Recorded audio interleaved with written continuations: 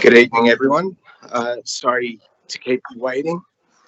Welcome to tonight's meeting of Georges River Council. I declare the meeting open at 7:10 p.m.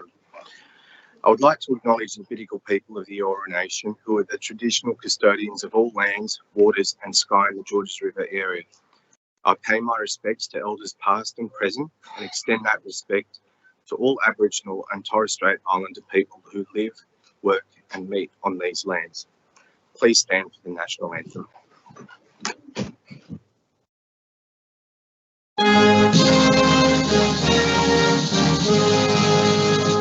Australians, oh, let us rejoice, for we are one and free. We've golden soil and wealth for toil. Our home is God by sea. Our land abounds in nature's gifts, all beauty rich and rare. In history's page, let every stage advance Australia fair. In joyful strains that let us sing, advance Australia fair. Beneath the radiance of the cross, we'll toil with hearts and hands to make this commonwealth of ours renowned of all the lands. For those who've come across the seas, we've boundless plains to share.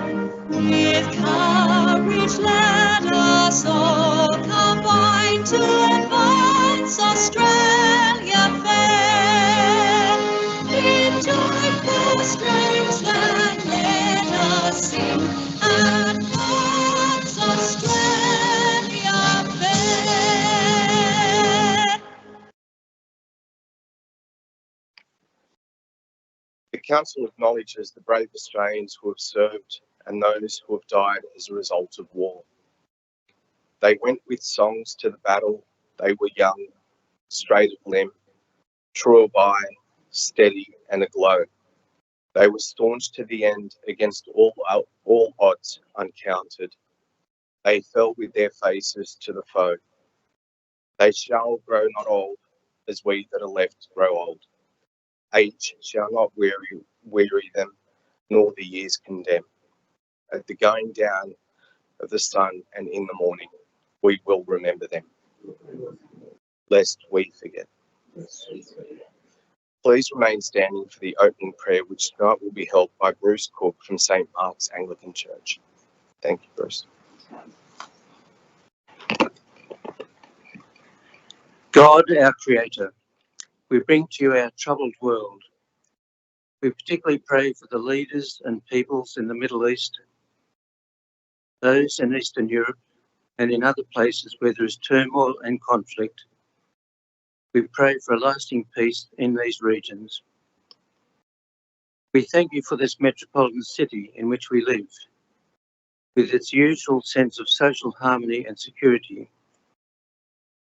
This week, we remember before you the victims of recent knife attacks and their families, that they may be surrounded by love and support, including that provided by various first responders and long-term care organisations.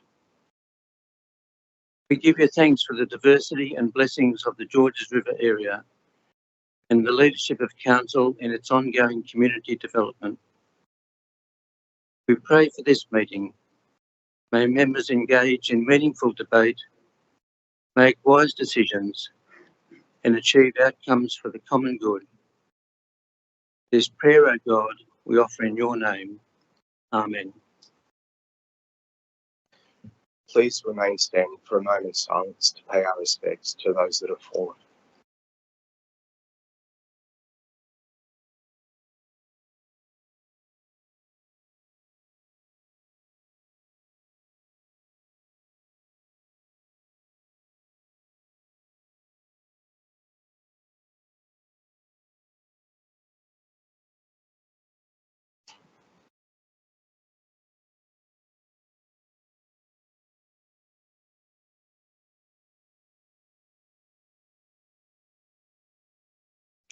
lest we forget.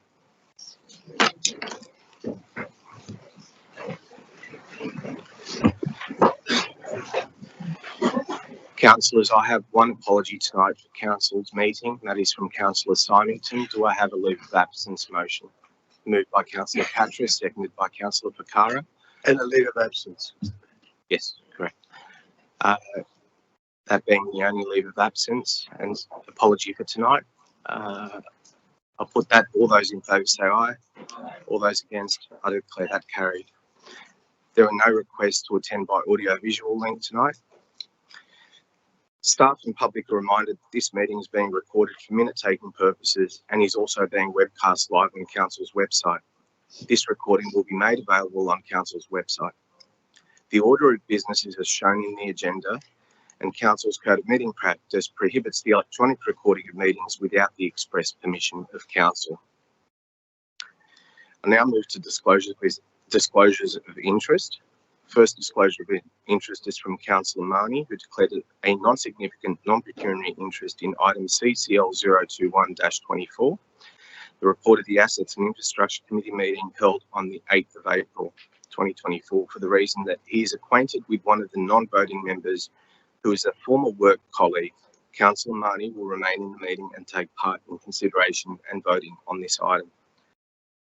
Another declaration of interest from Councillor Marnie, which is non-significant non-pecuniary in item CCL 026-24, application pursuant to Council Award Discretionary Fund, for the reason that he is a member of the Oatley Flora and Fauna Conservation Society, which is the beneficiary of two fund applications. Councillor Marnie will remain in the meeting and take part in consideration and voting on this item. Another declaration of interest from Councillor Marnie. This is a non-significant non-pecuniary interest in item NM 037-24, which is titled Glenlee, for the reason that he is a member of the Oatley Flora and Fauna Conservation Society and Friends of Glenlee, which are advocating for the preservation and acquisition of the property. In addition, Friends of Glenlee has been named in the director's comment. Councillor Marnie will remain in the meeting and take part in consideration and voting on this item. Do any other councillors have any declarations of interest? No. Move on to public participation. There are 13 speakers registered for tonight's meeting. Submissions 12 and 13 will be read by staff. Submissions 3, 9 and 11 will be speaking remotely. All other speakers will be addressing the meeting in person. I would remind speakers that speakers have a 3-minute time limit. The first sound that you hear indicates that you have 1 minute remaining, and the second sound, just conclude your comments if I can request that, please. The first speaker tonight is from Mikhail Chong, speaking on NM 030-24, appreciation to Kim Fenwick and Ray Kerridge of St George Police, command and opportunities for safety strategies.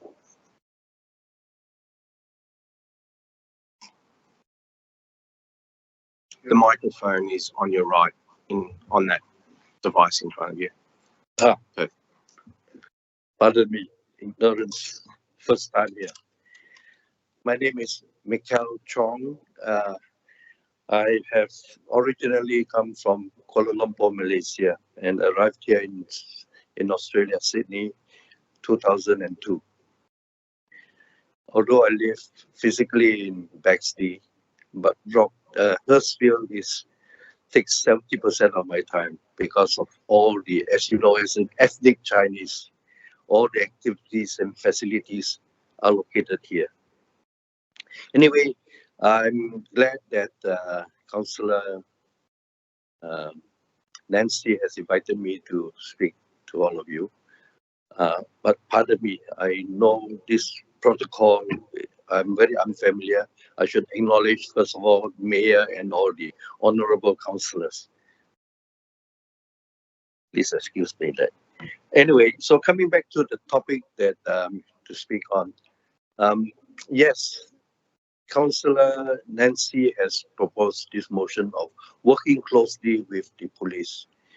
Indeed, as somebody who has come from Asia, we come from a community, as many of you know, cultures in those Asian communities recognize the uniform and we hold with high esteem people of uniform. So the need to work with the police is undoubtedly always in our mind. So when Nancy suggested this, I straight away said, yes, I'll be here to support it. And also the fact that I have known Kim and Senior Sergeant Ray for a long time, almost 10 years that they have been based in Hurstville. I've always had their support. So to me, it is important that as a council here, you have a special program to honor them. And just like the other time when the two of them left, I thought that if it is a community-driven farewell for them, it will make much more sense than they themselves inviting the community. So now, if it is a council-driven opportunity for them to be recognized and for the council to move on from there and to build up further on the bond that they have already established. They may not be the first, even officers before them have already done that. But let's take this opportunity to emphasize this opportunity of the community working closely with the police. Today, the schools look at the children around, thank you. Look at the children around, they look to the uniform as nothing. Some of them shout at them, spit on them. And as a council, we will be very proud if you take the lead and say, look, change the culture within the schools. And I hope that the councillors here will support this view. So that's all I have to say. Thank you. Thank you, Mikhail, and thank you for the great work that you do in the community as well. Our next speaker is Adrian Prakash, speaking on item NM030-24, also on the same item. Appreciation to Kim Fenwick, Ray Kerridge, the St. George Police Command. Thank you, Adrian.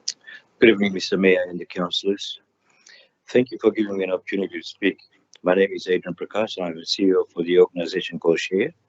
Our head office is in 124 Forest Road, Hurstville. I work in collaboration with Georges River Council. We also deliver programs in 85 different metro locations. I'm speaking in support of NM030-24, appreciation to Kim Fenwick and Ray Kerridge of St. George Police Command and opportunities for safety strategies. I have been working in strong partnership with St. George Police Area Command, and in particular with Kim and Ray and Sonia, as part of the multicultural community, which also encompasses all other communities.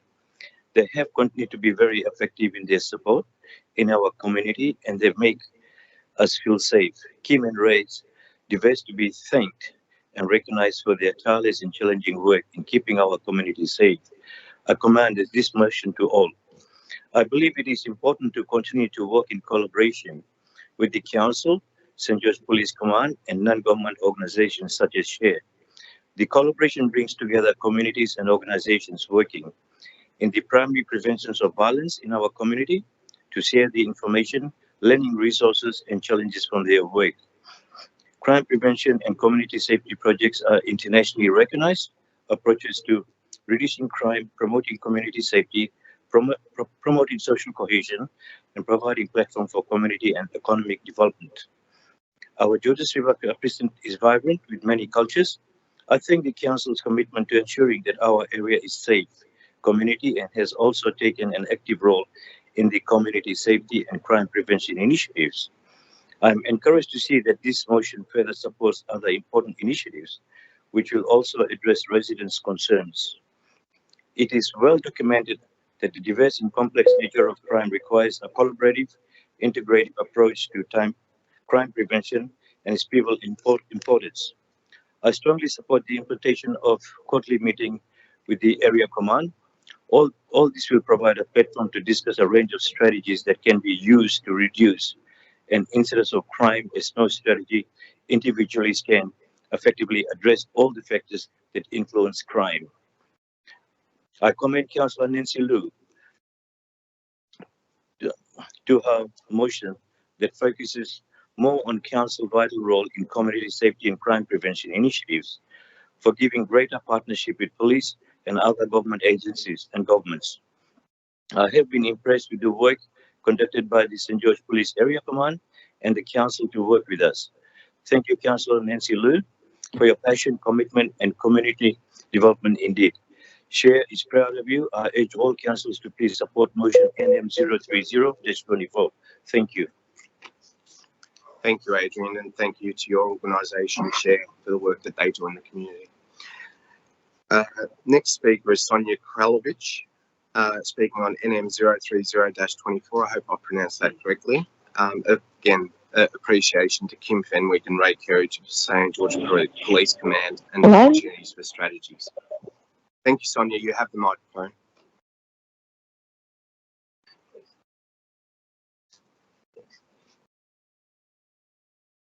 Yes, hello.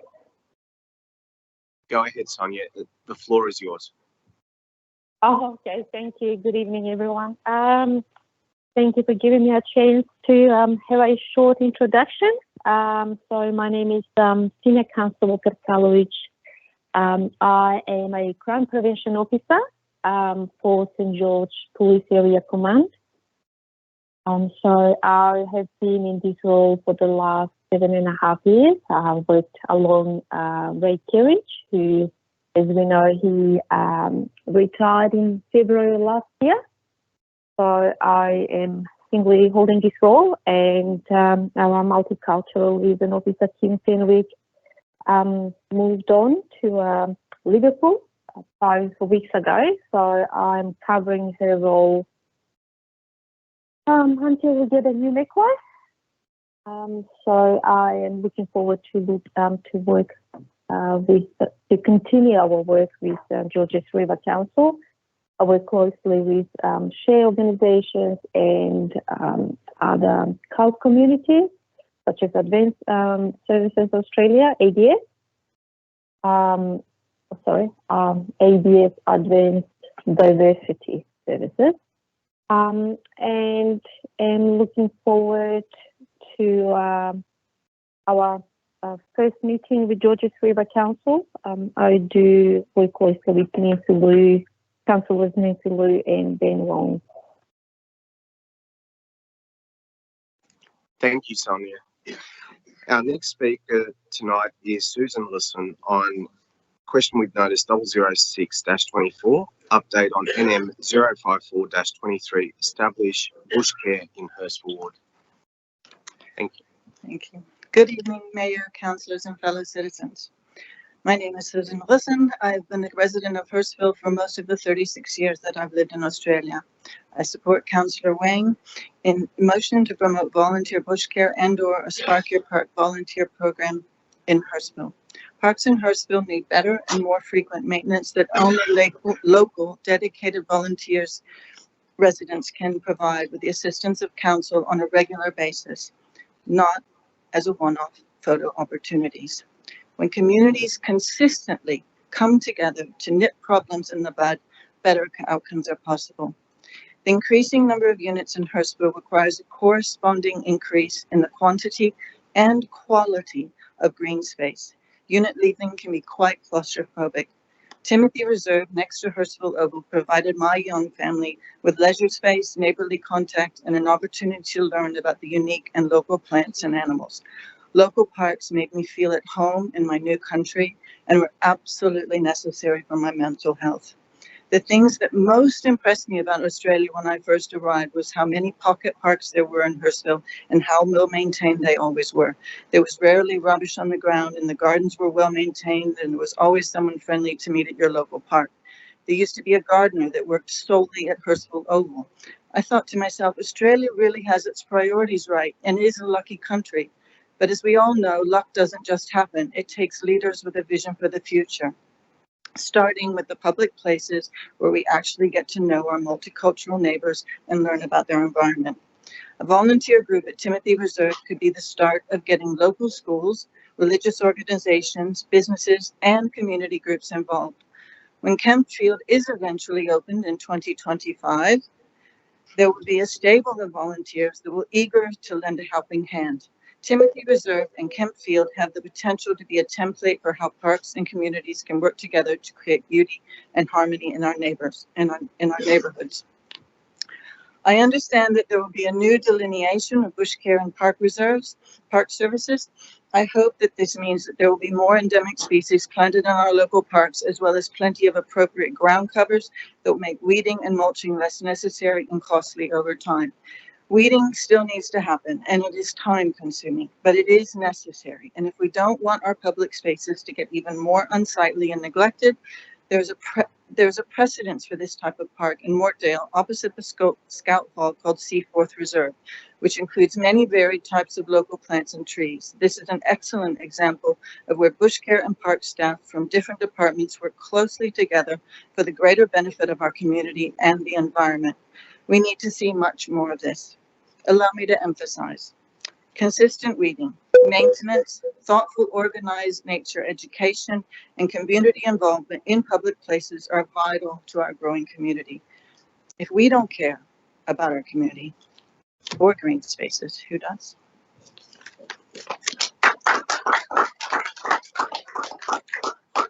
Thank you, Susan. Next speaker is Adrian Polhill on question with notice 007-24, and that is synthetic fields. Thank you, Adrian. Okay, thanks, Sam. Good evening, everybody. Synthetic turf. Oakley Flora and Fauna Conservation Society fully supports the question that was raised by Councillor Peter Mahoney, and we appreciate the response from the officer from the council. There's a few things I'd like to say on behalf of Oakley Flora and Fauna Conservation Society. Before I do, we'd like to thank Meryl for all the work she's done over the last 7 years. Really appreciate it. Thank you. And good luck with your next appointment at Randwick. Okay. Back to synthetic turf. Appreciate the comments that were put forward after Councillor Peter Mahoney's question. 2 years ago, I was here speaking about synthetic turf, and you will remember I did bring some microplastics to show you really what was happening. The survey we conducted estimated there was over 1 million pieces of rubber crumb and plastic in a 400 square metre area that we surveyed outside just one of the fields. I can sadly report to you the situation has got much worse in the last 2 years. So much worse that, according to the council figures provided in the response, 6 tonnes, I'm not talking thousands or millions of pieces, 6 tonnes of rubber crumb is replaced on each field every 2 to 3 years.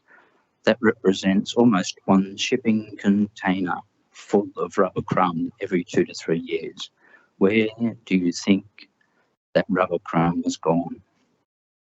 So here is some great opportunity here to work out how to mitigate the advance of the rubber crumb into the environment. Many suggestions have been put forward 2 years ago, and we urge the council to look at those very clearly.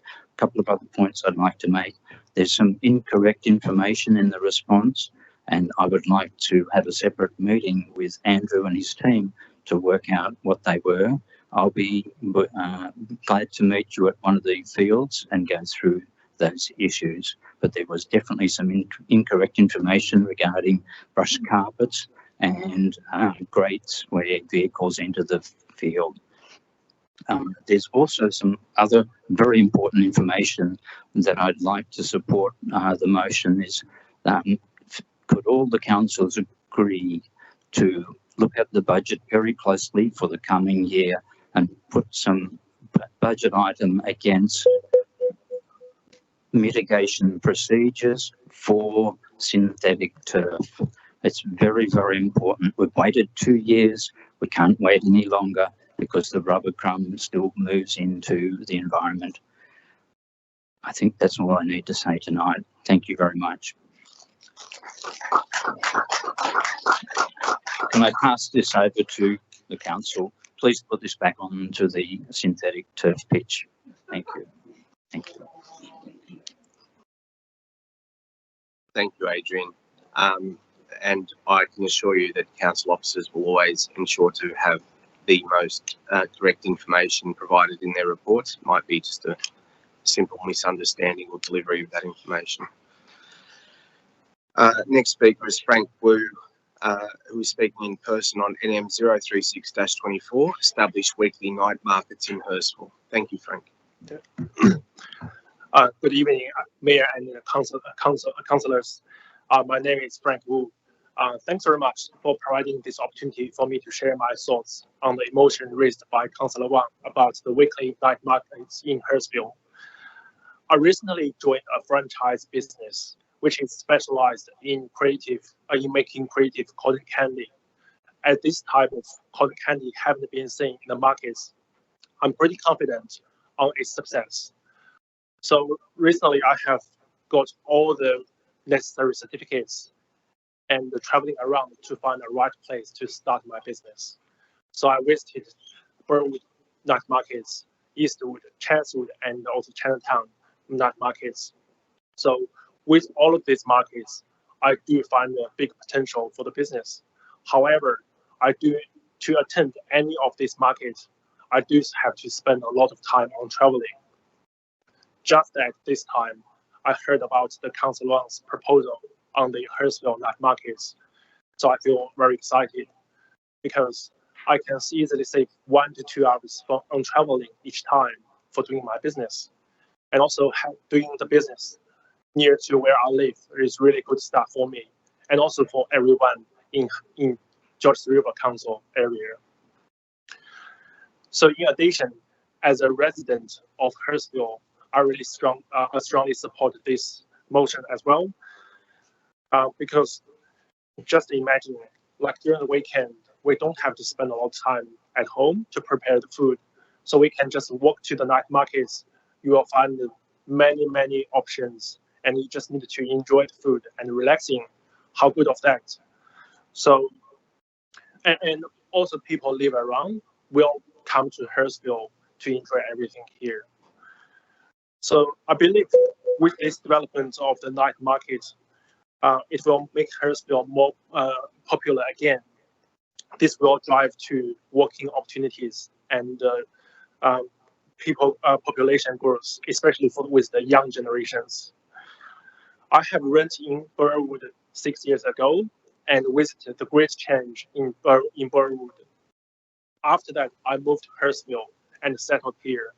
So it would be great if I can see the same positive change. I hope this proposal or motion will receive more support, and I do believe this motion will benefit everyone in the community. Thanks very much. Thank you, Frank. Our next speaker is Sonia Rita-Baxon, speaking on NM 035-24, plan to increase native tree cover. Thank you, Sonia.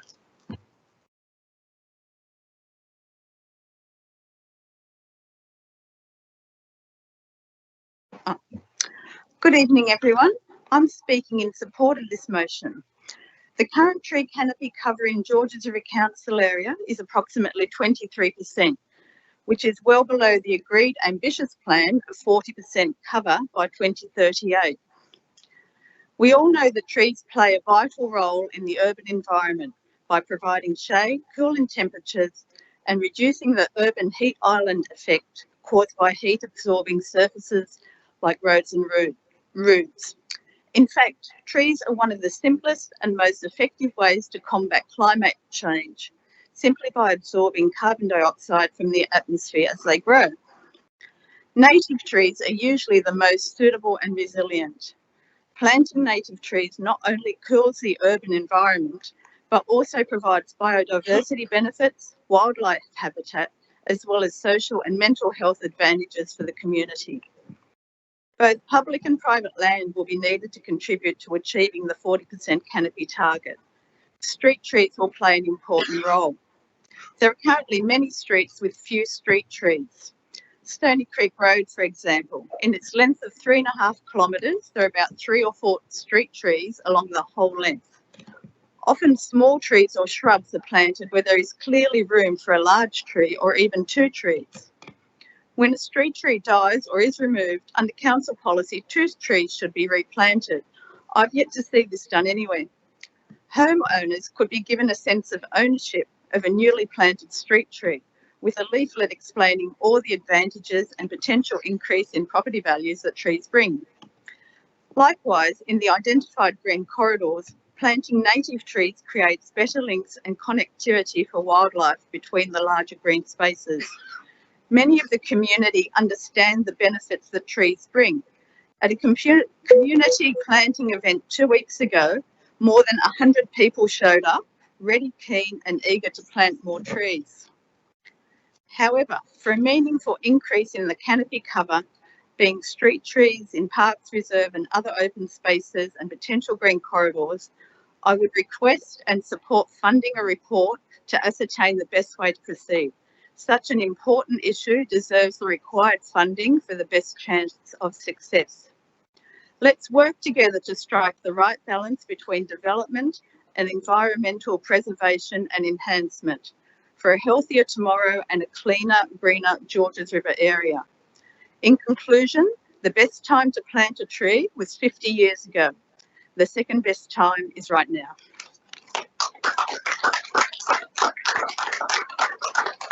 Thank you, Sonia. Our next speaker is Matthew Allison, who's speaking in person on NM 037-24, Glenlee. Good evening, Mayor, councillors, staff and public. I'm speaking tonight on behalf of OFF and would like to weave the Glenlee motion in with supporting the native tree cover motion of Councillor Marty. We have it under good authority that the most pristine, steeped in black and white history, environmentally rich Lugano estate at Glenlee has left the Matai family and is now in the hands of an unknown purchaser. We have not been able to decipher who the new owner is, and we will not know of their intentions until a DA is lodged with council. This places no real protection on the relics understood to be once stored on the estate, nor the hundreds of trees that adorn the 2.5 hectare site. It will come as no surprise to anyone in this room that the current modus operandi of devious developers is to poison large trees that may hinder or alter their grand plans for their new acquisition. As the previous vendor's agent had referred to Glenlee in their promotional material as a clean slate for development, perhaps the new owner feels a certain sense of entitlement and could silently tweak away at eradicating some of the 200-year-old trees that stand in the way of a grandiose plan. This is not beyond the realm of possibility. 16 huge remnant forest trees were clearly poisoned at a proposed childcare centre in Peakhurst last year. No penalty incurred on anyone responsible for the carnage there or anywhere else throughout the LGA, and all over Sydney for that matter. Surely if a tree or trees has clearly been poisoned, then there should be strict limitations placed on a DA to reinstate the dead tree with a live tree and restrict the building footprint to accommodate the drip lines of replacement trees. No more developers getting away with murder. Thank you, councillors David and staff, for fighting the good fight with Glenlee.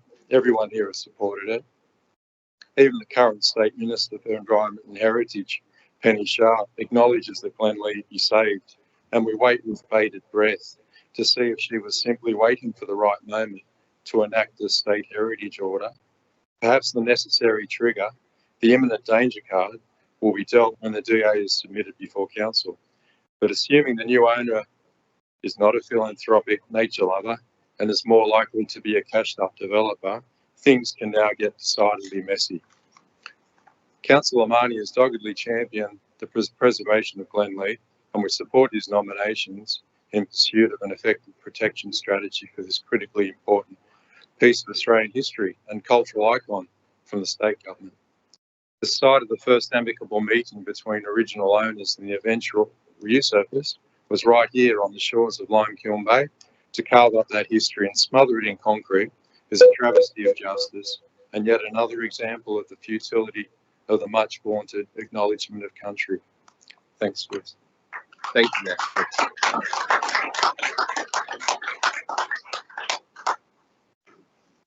Our next speaker is speaking remotely, Dr. Scott Wilson, on question with notice 007-24, and that is on synthetic fields. Dr. Wilson, the floor is Hello, yours. yes. Thank you. I'd like to talk around the synthetic fields and Councillor Marnie's question with notice, and in particular the officer response to those questions. The officer response refers to the draft synthetic turf in public open space guidelines. And if anyone has read it, it is very much a high-level document with very little specifics on how to manage, the day-to-day ins and outs of those types of fields. And in particular, it has very limited discussion on reducing environmental impact. I therefore urge the Council to not wait for this document to be finalised and take immediate action to set aside additional funds to take further action to mitigate rubber crumb and synthetic grass loss from its fields. And they can do this by, as Councillor Marnie has highlighted, installing some barriers around the periphery of the fields. This has been shown to have success in limiting loss.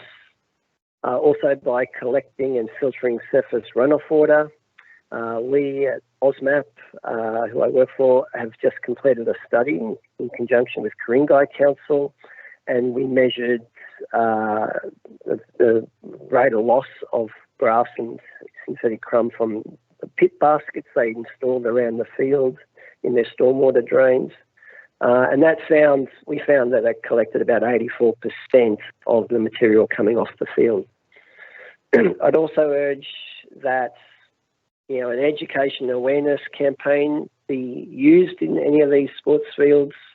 It's important for users that they're aware of the issues and also that they use the facilities such as brush off mats, etc., accordingly. That I encourage microplastic sampling to be conducted, as this can enter local waterways, and it's good to evaluate the effectiveness of this against any new measures. And also, while PFAS may not be an issue, heavy metals such as zinc are known to leach from rubber crumb, and therefore measures that determine potential movement of this into local waterways should also be undertaken.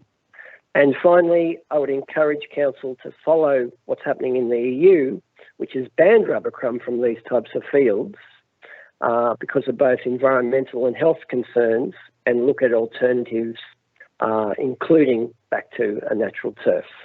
Thank you for your time. Thank you, Dr. Wilson. Our next speaker is Mr. Kim Wagstaff, speaking on NM 041-24, reducing pollution in the Georges River.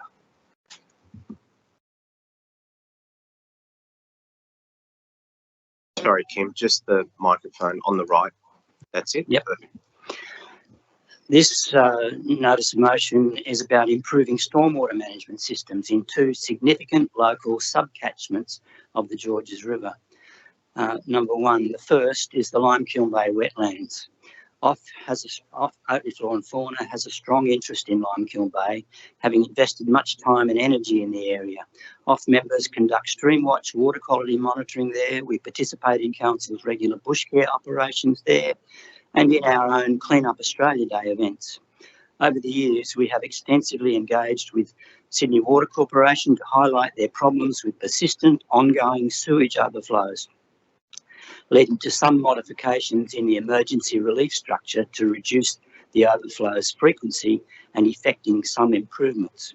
We have produced a brochure letterboxing the catchment to inform the community and raise awareness of the pollution, conducted guided walks around the wetland and a drain stenciling program in the catchment to further raise awareness of where residents and businesses' stormwater, potentially carrying litter and other pollutants, ends up and what they can do about it. Over more than 2 decades since the wetland was constructed, with increasing development and its associated impervious surfaces, the runoff from the catchment has increased in volume and frequency to the extent that the upstream GPT in Dairy Creek is overwhelmed. stormwater spills over the top of the GPT or goes around it via the bypass, taking litter downstream to the actual wetland. The maintenance and operation plan for Limekiln Bay wetland stated desilting of the wetland was required only every 7 to 10 years. Recent experience might say otherwise. Looking at a few past records, sediment was removed from the wetlands in October 2014. Council then undertook some sediment removal in early 2018. It is now April 2024, 6 years later, and we believe it is time to prepare for the next much needed clean out of sediment. The wetland is looking so sad. It seriously does need refurbishment, upgrading to do an effective job of not only preventing pollution entering Georges River, but also to just provide the aesthetic benefits of a pleasant vegetated reserve. We thank the Director for comments on this notice of motion and appreciate the consultant's work that has been and still is being done towards undertaking necessary works, but it appears that completion of these investigations is quite some way off. However, we understand these previous wetland investigations, including the 3-year-old 2021 Limekiln Bay Wetland Report, have already identified management recommendations, including sediment removal. On that basis, if the funds could be found, would it not be feasible to at least proceed with the sediment removal immediately? The other stormwater drainage catchment discussed in this motion is the one that drains the Peakhurst Light Industrial Estate, goes under the Hurstville Golf Course and directly into the mangroves fringing the bay. It's a very large drain discharging in heavy rainfall periods a huge amount of stormwater, and the litter goes with it, and it ends up in the mangroves. And it's we've done Clean Up Australia events, and we've collected anywhere from between 20 and 40 full bags of litter. And litter, a huge problem. Sorry, if I can just ask I'll finish up. We have maintained for quite some time now that what is needed are several strategically placed additional GPTs to catch the litter before it enters the bay. So, councillors, I urge you to support this notice of motion. Thank you.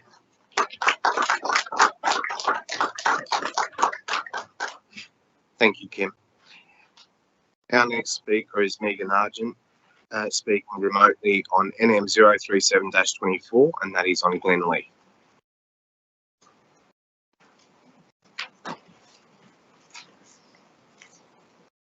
The person Hi, Megan. message, and it will be sent as an audio message. Hi, Megan. It's the Mayor of Georges River. If you could call us back, that'd be great. You've got about 5 minutes. We'll move on to the next speaker. Next speaker is Tony Bedore, and that will be a written submission on NM 036-24, establish weekly night markets in Hurstville. This will be a submission that's read out by staff. I'm writing on behalf of the St George Business Chamber to express our enthusiastic support for the establishment of a weekly night market in Hurstville, as outlined in NM 036-24. Night markets have proven to be vibrant hubs of community activity, fostering economic growth, enhancing social cohesion, and promoting local culture and entrepreneurship. As a representative body of business in the St George area, we firmly believe that the introduction of a weekly night market in Hurstville would bring immense benefits to our community.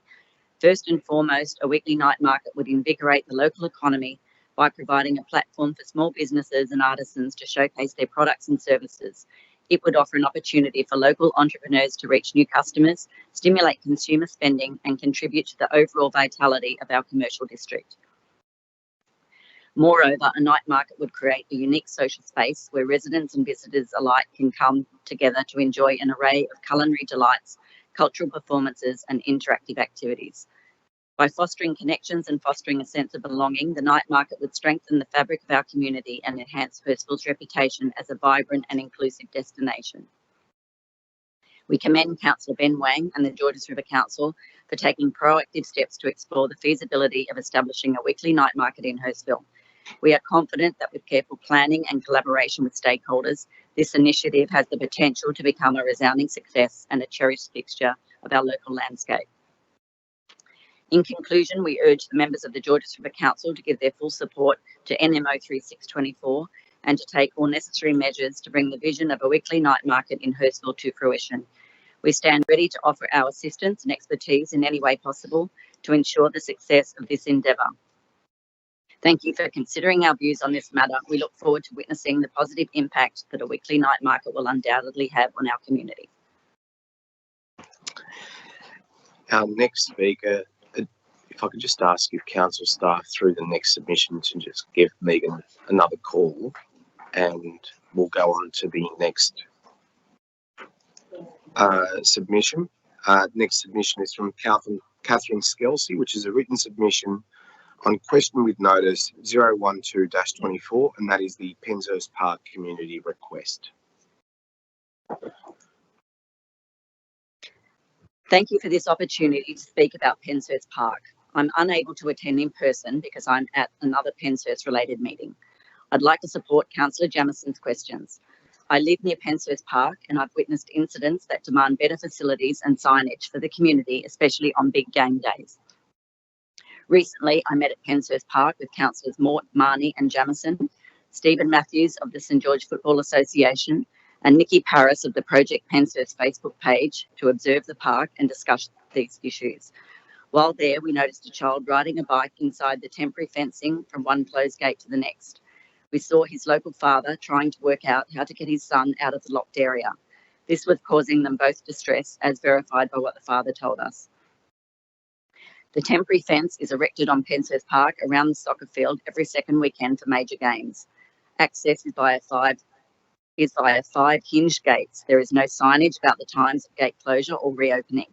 It is an operational failure that verbal warnings from security staff failed on this occasion. I would appreciate if signage about closing times and security contacts could be placed at each gate of the temporary and permanent fences. Also, there's no water supply or toilets close to the playground and barbecue area. Access to close water and hygiene is a basic human right, and the UN and World Health Organization agree on this. Quote, everyone has the right to water and sanitation services that are physically accessible. Relatively small adjustments to water and sanitation services can ensure that the needs of the disabled, elderly, women and children are not overlooked, thus improving the dignity, health and overall quality for all. This may not have been included in the plan of management, but it needs to be prioritised now. I manage the Penshurst 2222 Facebook group, and I've seen multiple complaints about the lack of water or toilets near Penshurst Park playground and barbecues. When the gates are closed, playground visitors must walk the full width or length of the football field to beg admittance to either access the bubblers or toilets. So that's up to 300 metres to get water to clean the barbecue or fill a water bottle and then return.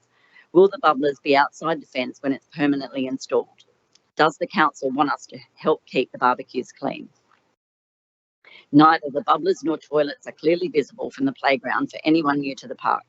One bubbler is around a corner and the other is distant over the crest of an incline. An existing sign has a vague arrow towards the grandstand toilets. This is not enough. A map would be better.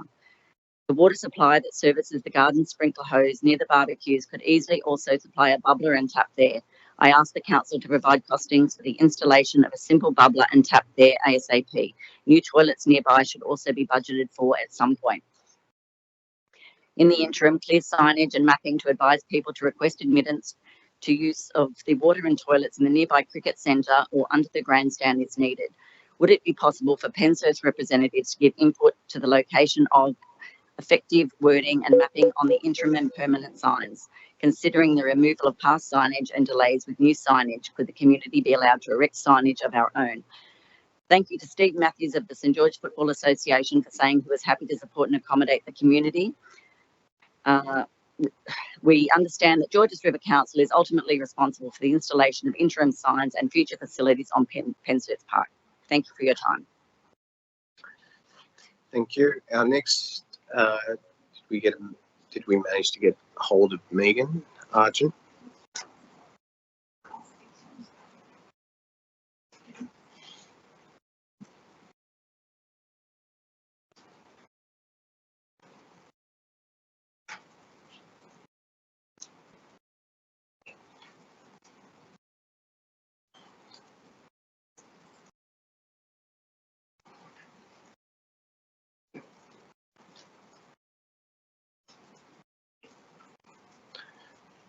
need better reception in Lugano.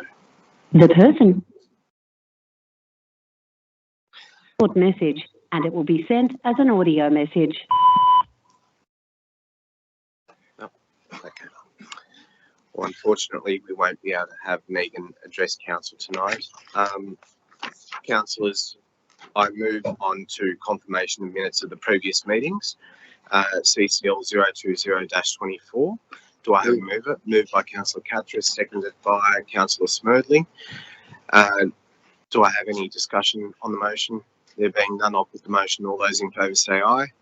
All those against, I declare that carried. I have a number of mayoral minutes, councillors. The first mayoral minute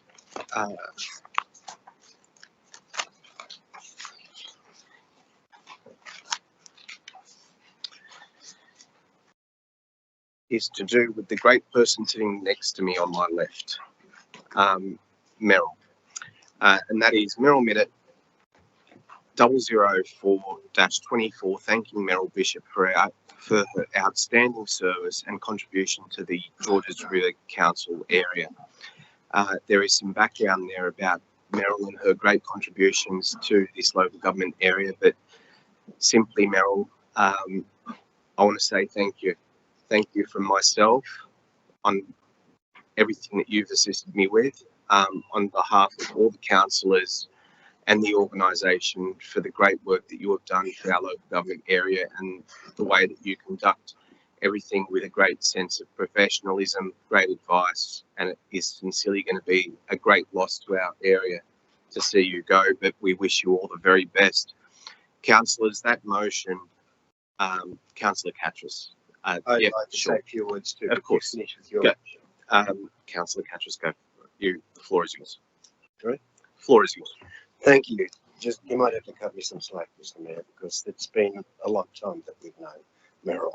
Sure. Councillors, I would like to say a few words about our director, Meryl, who's now leaving us and going to a senior role at Railway Council. I know these words always are said by someone like she'll be greatly missed. In my case, he will be greatly missed, and I'm sure many of the councillors would greatly miss you. Meryl's one of those senior council officers who functions with ultimate integrity, transparency, true principles, and real passion with a unique type of professionalism. And I say unique because Meryl would never pull any punches when she performed in her responsible role and carried out her duties. With Meryl, it was not just about pleasing us as councillors. It was about briefing us and realistically briefing us regularly and realistically to the complexities of planning issues and principles which she hoped would guide our judgment when making decisions on planning matters which would deeply affect the quality of life of our community. In the past, and I can say even recently, I welcome the regular conversations that we would have on on weekends and intimately during the week, just before an environment and planning committee or a full regular council meeting on matters that dealt with controversial issues that appeared on the business papers. It was very rewarding to be able to discuss Meryl's viewpoints based on her professional commitments and vast knowledge of planning principles. I hasten to add that such conversations were open to each and every councillor if they chose to actually take them on board. I must say that Meryl was able to adjust and transition effectively in the earlier years from a senior strategic planning officer to our very successful Director of Environment and Planning. She had to deal with many challenges, which included, but not limited to, the preparation of our housing strategy, the preparation of our local strategic planning statement, assessment of numerous environmental planning proposals, the consolidation of both Hurstville and Coggers local environmental plans and development control plans, and the assessment of numerous development applications, along with the review of many of our existing planning, environmental and building policies, such as the Section 711 development contributions and the stormwater policy.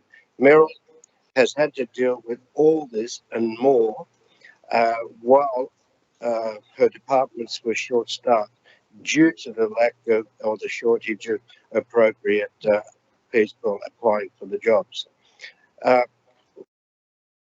Then she also had to deal with COVID, along with a multitude of meetings and community consultation forums that were organised in order to repeatedly address the numerous concerns of councillors and local residents over extended periods of time. We all know about the Beverly Hills and Mortdale master plans, which I believe no doubt have challenged Merrill's resilience and endurance. But we must sincerely thank her for being able to step up and direct some type of closure to both these master plans. Councillors, never would an environment and planning committee meeting go by without Merrill having to field numerous requests for information and questions from councillors and times from the community. Then there were the times when she had to deal with more controversial issues such as Glenlee, Cars Park Memorial Pool, and she handled them with exemplary professionalism. Councillors, I could go on further, quoting many examples of where Merrill exhibited undying professional passion and professional ability, but I will stop at this point because we all know what she had to face. Some of you might want to indicate that it's all part of the duties and responsibilities of acting in a senior executive role as Director of Environment and Planning, but I firmly believe that most of us would accept that on many occasions Merrill delivered in every field that was her direct responsibility in a very professional and successful manner. Many of us would also agree that at times she had to face some mammoth tasks which she successfully dealt with under extraordinary circumstances. My only hope is that we are able to find a replacement for Merrill who would be able to meet the challenges that Merrill has had to meet with the same, or at least a similar type of passion, commitment, professionalism that Merrill exhibits in her stay with us. We thank you, Merrill, sincerely thank you, Merrill, for your excellent and exemplary manner in which you addressed and fulfilled your responsibilities and duties as our Director of Environment and Planning, and we wish you outstanding success in your new chosen path with Randwick Council. Thank you, Merrill.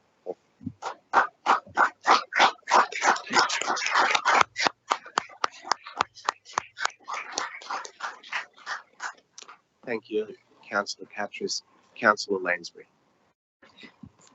Thanks, Mr. Mayor. I would also like to acknowledge Merrill Bishop, who has been an outstanding director of Georges River Council. We've worked together for almost 7 years, and I've always admired your professionalism and your patience. I've been a member of the Environment and Planning Committee since Georges River came into being, and you have always provided us with advice. It might not always have been the advice that we as councillors wanted to pursue, but you've always been incredibly patient and supportive. I will certainly miss your wise counsel. I think you have been a guiding light for us as councillors. And for those of you who've never participated in the Environment and Planning Committee, it's the really hard one. It's complex, there's a lot of figures, there's a lot of numbers, there's a lot of concepts which are very hard. Floor space ratio is one of them.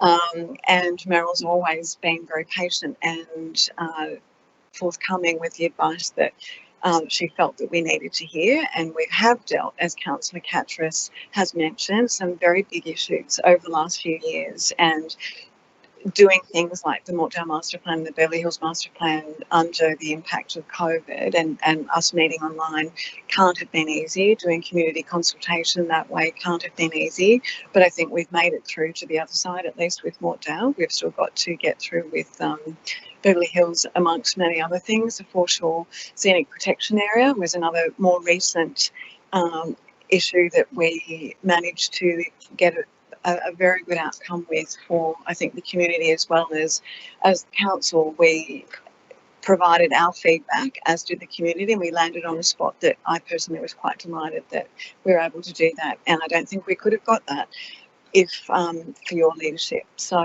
thank you so much for the contribution that you've made, and I'm very sorry to see you go, but I wish you very, very well. And I think that Randwick's gain is certainly our loss, but I think that Georges River Council is being left in a better position than it might have been had you have not been here. So thank you.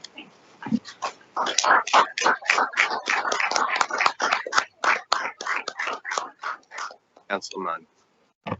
Thanks, Mr. Mayor.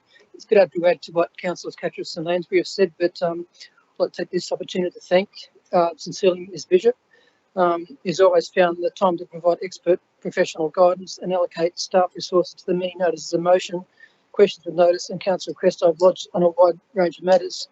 And I think the outstanding thing was when I ran for council, the biggest issue for me was the Foreshore Scenic Protection Area.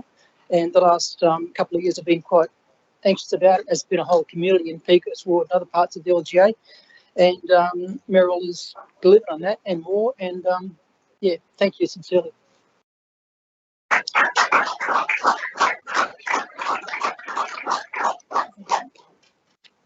Director. Of course, you know I can't not say anything.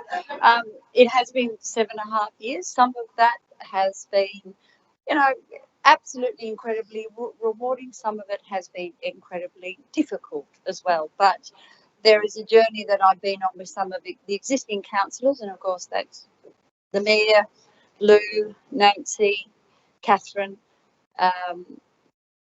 Nick as well, and we have, and Colleen's not here, and that was a difficult council, but some successes happened with the LSPS, the LEP.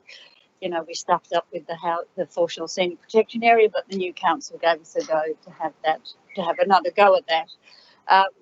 I can't thank you enough, especially, you know, the trust that the Guru Party has given me. I know you were pretty suspicious of me when you started, but I think to your credit, you have trusted us and me and the staff and allowed us to take you. You have been patient enough to take us on that journey, and you've responded and you've provided us with that direction. Catherine and Nick, you have also taken me and provided me with direction through all those issues we've done with environment planning, and I thank you for that. I thank you for your willingness to let us put ideas for you, and of course I think the work in the end was we were having, rather than me guiding you, we were having a conversation about what was the best for Georges River Council and the best for the community. Christina, we've still got things to do with certification. We're still on it. Peter, we're still on it. The FSPA and Glen Lee, and the housing reforms we still have to deal with. I can't go without acknowledging the community. You also have made me revisit things that tree management, Foreshore Scenic Protection Area, things that we didn't get quite right, and you know, you were tough on us, but I think we have got to a point where, again, we are now having a constructive conversation about the way forward rather than butting heads, which we were doing in the beginning. So there, you know, I do too. I think the council's in a good space now in the planning director with me and the managers, not just me and yourself. I think we have got us to a place where now you can just build on where we were at. So again, I thank you for all your energy, your effort, your patience, and your professionalism with the staff tonight. So thank you.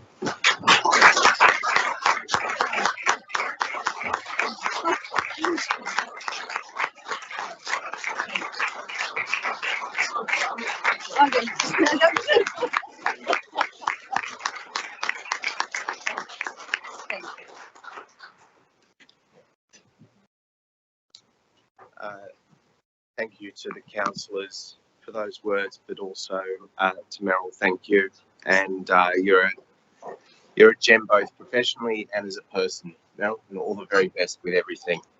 Councillors, the motion is that Council acknowledge and thank Meryl Bishop, outgoing Director of Planning and Environment, for her dedication and service to the Georges River Council and also to the local community. We wish her every success in her future endeavours.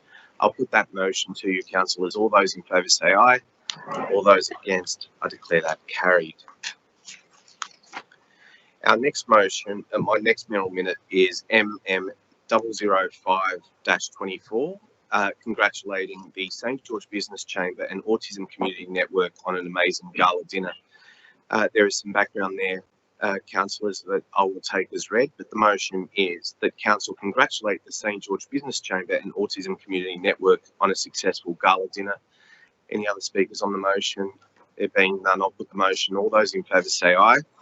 All those against, I declare that carried. The next motion is an update on Kemp Field.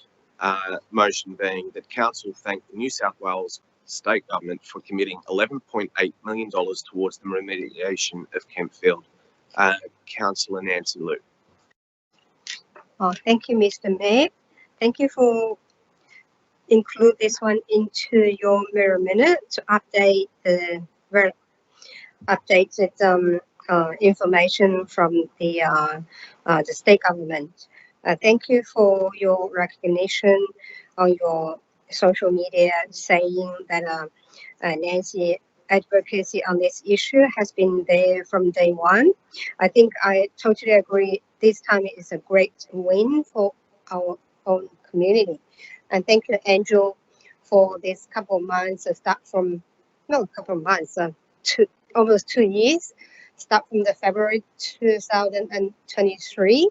That's the first time once that park had been closed, part of the park had been closed. I was there and took a few photos and reported those things to Andrew. Of course, Andrew very supportive to my work and even text back to me on site. Thank you so much for that. And this time, I think it is the whole thing that a council work together with the state government is a good thing to see that.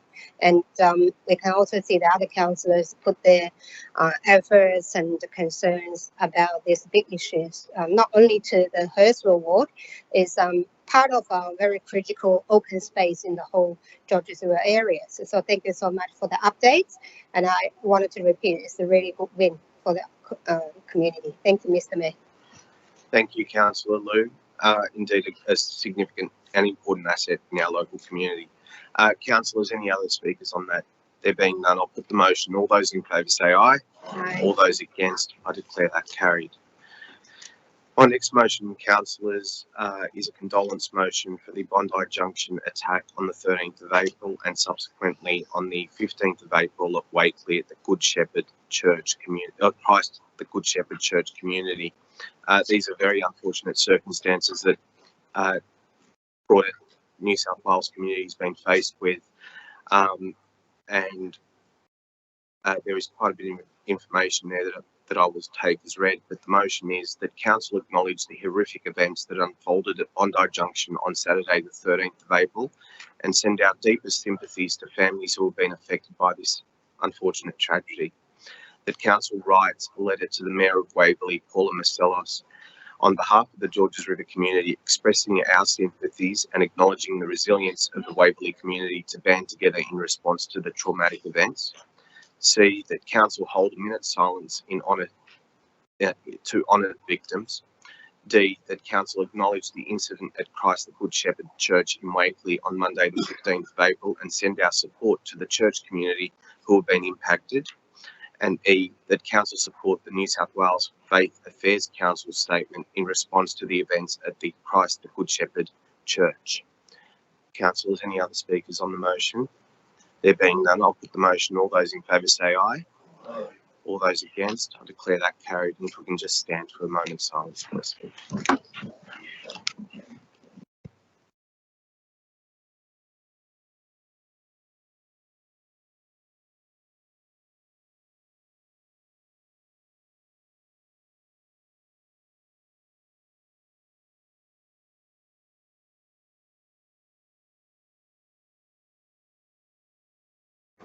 Thank you.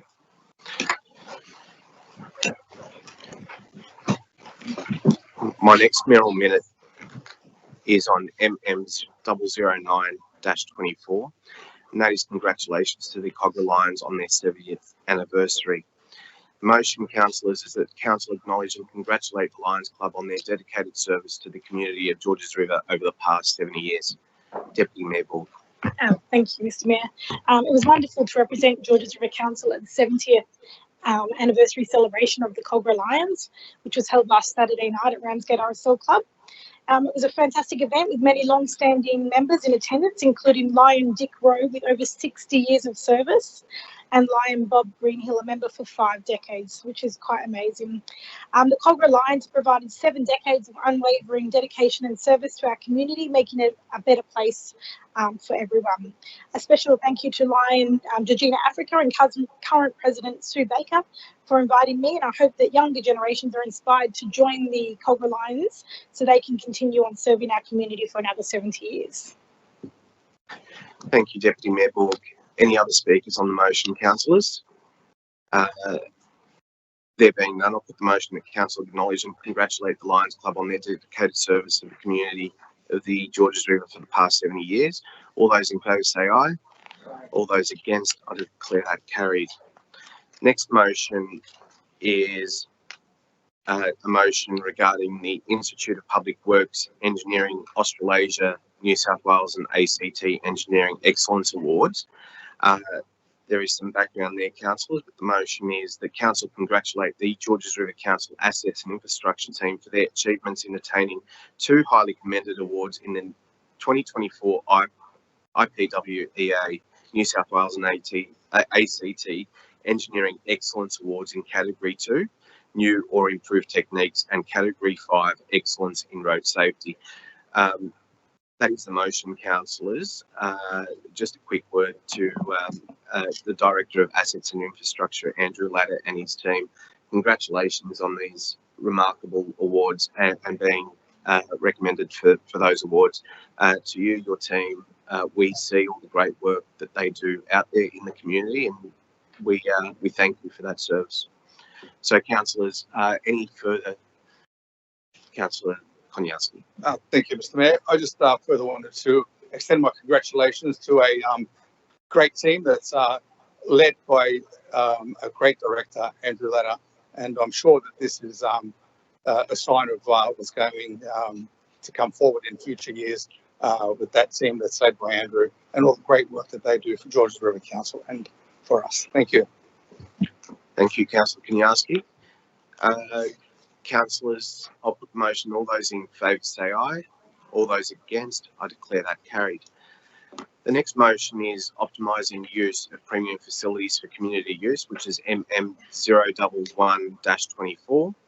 The motion, councillors, is that the General Manager initiate a formal comprehensive plan aimed at optimising community use and access to premium facilities. Updates on progress are to be reported to Council. Key elements of the plan should include review of current policies to ensure inclusion of all relevant sites and eligibility criteria for access. 2, the fees and charges that differentiate commercial and community use. 3, budget to transparently report any increased subsidies. 4, budget for expansion of the bookable program and keyless entry. 5, structural changes to make the relevant sites accessible, including financial implications of doing so. And 6, communications plan developed for promotion of hireable spaces. In short, councillors, that is the motion. In short, we are looking at how we can utilise our premium facilities for more community use, and what we need to do to ensure that our budget reflects subsidies of that into the future, so that they are more accessible to the public and for community use more broadly by not-for-profit organisations. I'll put any speakers on the motion, councillors. I'll put the motion. All those in favour say aye. All those against, I declare that carried.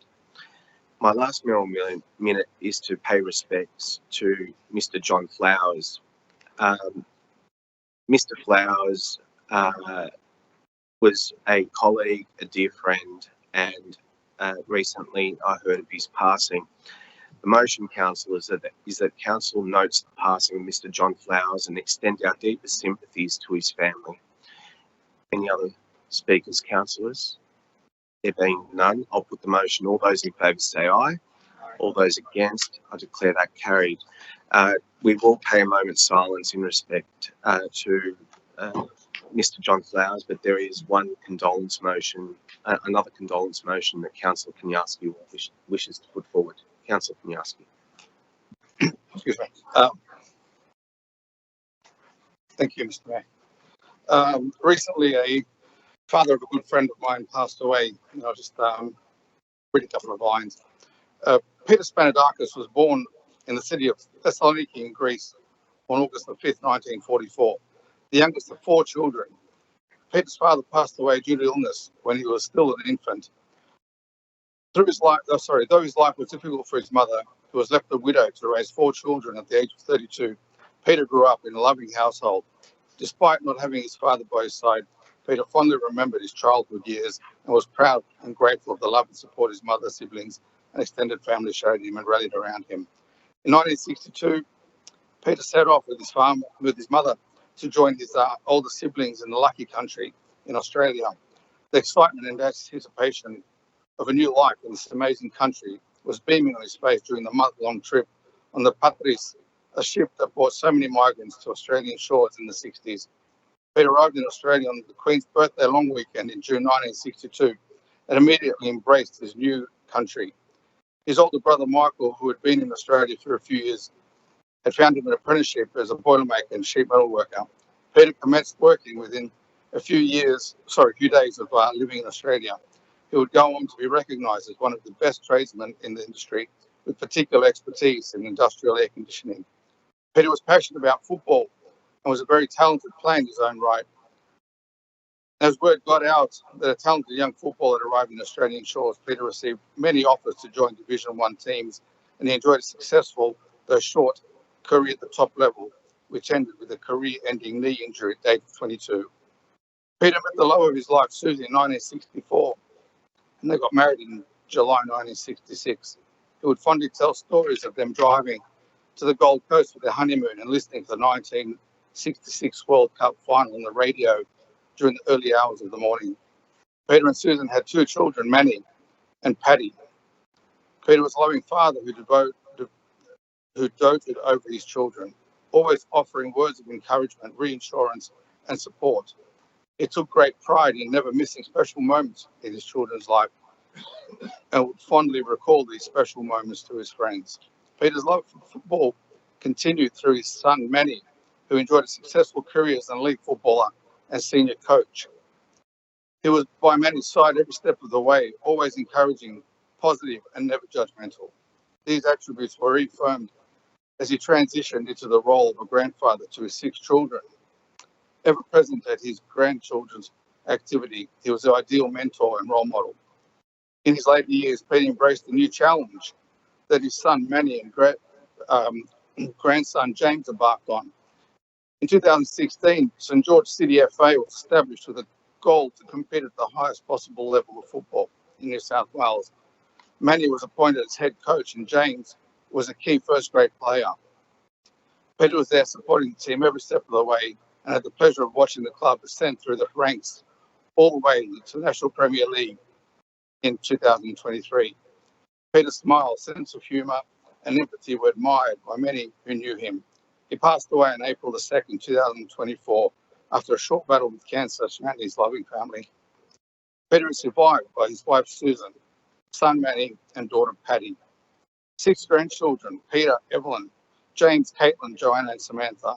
3 great-grandchildren, almost 3. Melina, Diana, and James, his wife, is in labour as we speak, giving birth to the 3rd child. Great-grandchild. Thank you. Thank you, Councillor Kanyarski. If we can please stand for a moment of silence, paying our respects to the sad passing of those 2 individuals.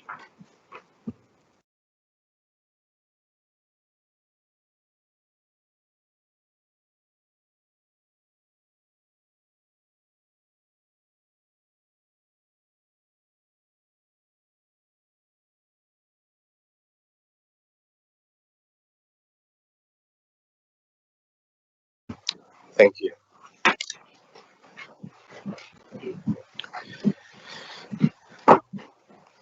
Councillors, I now move to committee reports. First committee report is CCL 021-24, report of the Assets and Infrastructure Committee meeting held on the 8th of April 2024. Councillor Kanyarski. Thank you, Mr. Mayor. I'd like to move the recommendations of the Assets and Infrastructure Committee held on 8th of April 2024. Moved by Councillor Kanyarski, seconded by Councillor Mort. Any speakers on that motion? There being none, I'll put the motion. All those in favour say aye. All those against, I declare that carried. The next motion is CCL 022-24, reported at Community and Culture Committee meeting held on the 8th of April 2024. Councillor Kanyarski. Thank you again, Mr. Mayor. As the acting chair on the evening, I'd again like to move the recommendations of the Community and Culture Committee meeting held on the 8th of April 2024. Moved by Councillor Kanyarski, seconded by Councillor Mort. Any discussion on the matter? There being none, I'll put the motion. All those in favour say aye. All those against, I declare that carried.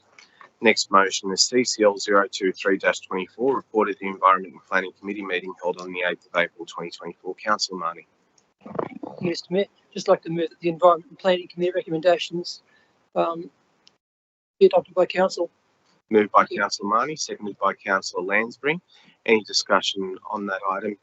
There being none, I'll put the motion. All those in favour say aye. All those against, I declare that carried. Next item is CCL 024-24, reported the Finance and Governance Committee meeting held on the 8th of April 2024. Councillor Jamieson. I'd like to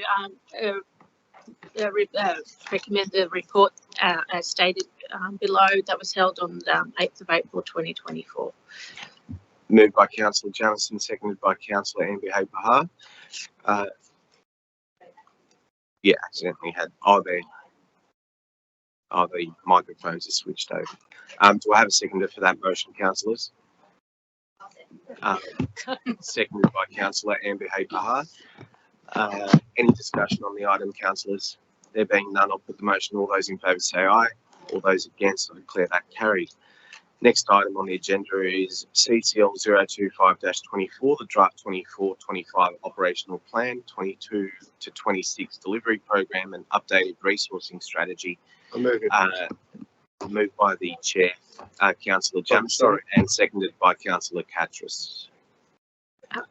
Chairman Menz, I'd like to move the recommendations as presented by the staff. Thanks. Yeah, moved by Councillor Jamieson, seconded by Councillor Catras. Councillors, is there any discussion on that? There being none, I'll put the motion. All those in favour say aye. All those against, I declare that carried. Next item is CCL 026-24, applications pursuant to Council Award Discretionary Fund for March 2024. Chair of the committee, Councillor Jamieson, moved by Councillor Jamieson. I'd like to approve the recommendations that the staff have provided. Moved by Councillor Jamieson, seconded by Deputy Mayor Borg. Any discussion on the item? There being none, I'll put the motion. All those in favour say aye. All those against, I declare that carried. Councillors will now move to notices of motion. The first notice of motion is NM 030-24, appreciation to Kim Fenwick and Ray Kerridge of St George Police Command and opportunities for safety strategies. Councillor Liu.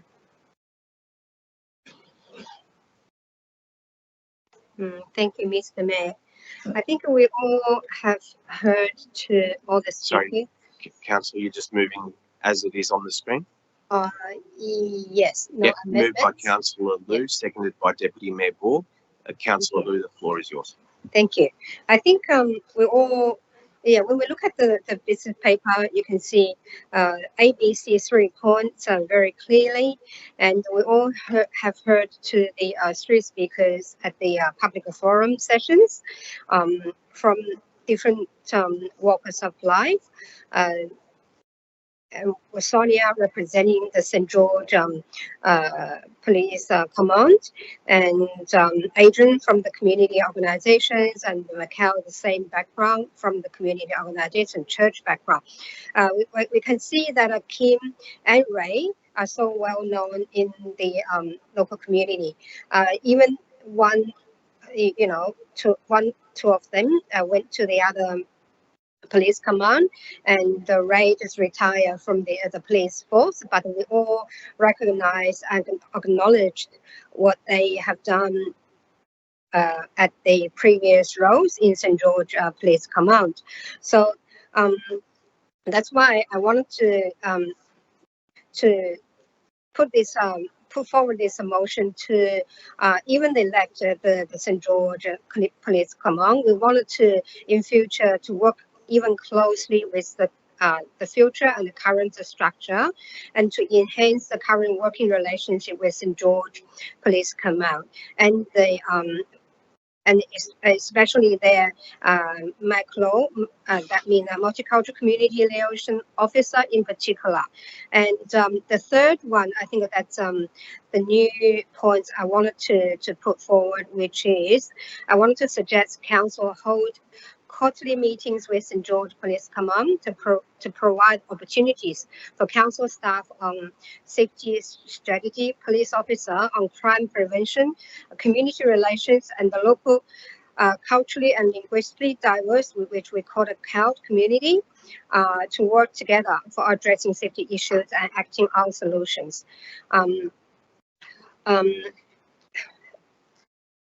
We're all very saddened about what happening a week ago from at the Bondi Junction Westfield Shopping Center, and the church stabbing series matter in Wesley as well. So that's not triggered my my motion. As to prepare my motion, I have been engaged very extensive conversations and discussions with Sonia and the community representatives. Through that conversations and discussions, even we think it's more important for us to work even closely, especially on those crime prevention sector. So that's why Sonia spoke on it, and the other community leaders as well, because according to council's policy, each item will only allow 3 speakers.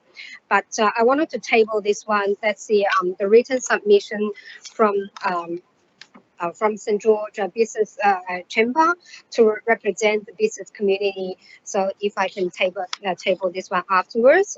And Ivan Wong representing CAS, which is Chinese Australian Services Society, which coming from the Chinese community, one of the longest community organizations in here. So that email, that written script has been emailed to Vicky. So if you could please table Ivan Wong's speech script as well. So that's why you can see there was so overwhelming support to how we are going to even closely work together with the local CALT community and the local police force. So that's why I wanted to put forward this this motion and want the other councillor to support it. So before I forget, I wanted to especially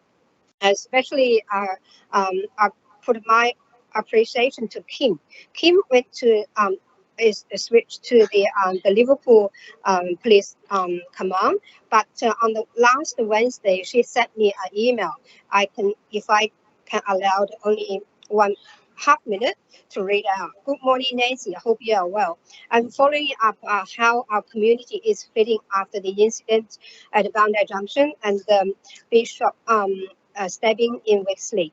The police would like to reassure the community and safety is paramount, and we are doing what we can to assist and support the local community. Could you please pass on safety messages to your community to remain calm and vigilant? Encourage them to report any suspicious activities to dial 000 in case of any emergency. Even though I'm now attached to Liverpool, I'm still assisting and supporting St. George PAC until they find my replacement. If you or a community require anything else, please let me know. I can also organize a St. George Commander or senior management to speak with the community. Thank you, Kim, for her efforts and even, caring to our local community. Thank you. Thank you, Mr. Mayor. Thank you, Councillor Liu. Deputy Mayor Borg. Just a couple of very short words. I echo the comments of Councillor Liu. Now more than ever, in light of the events in Sydney in the past few weeks, we must thank the incredible and important work that our New South Wales police officers do for our community, putting their lives at risk to keep our community safe. Establishing and nurturing a strong partnership with the St. George Police Area Command, particularly with the Multicultural Liaison Officer, is now more vital than ever. So I commend Councillor Liu for the motion and hope you can support it. Thank you, Councillor Borg.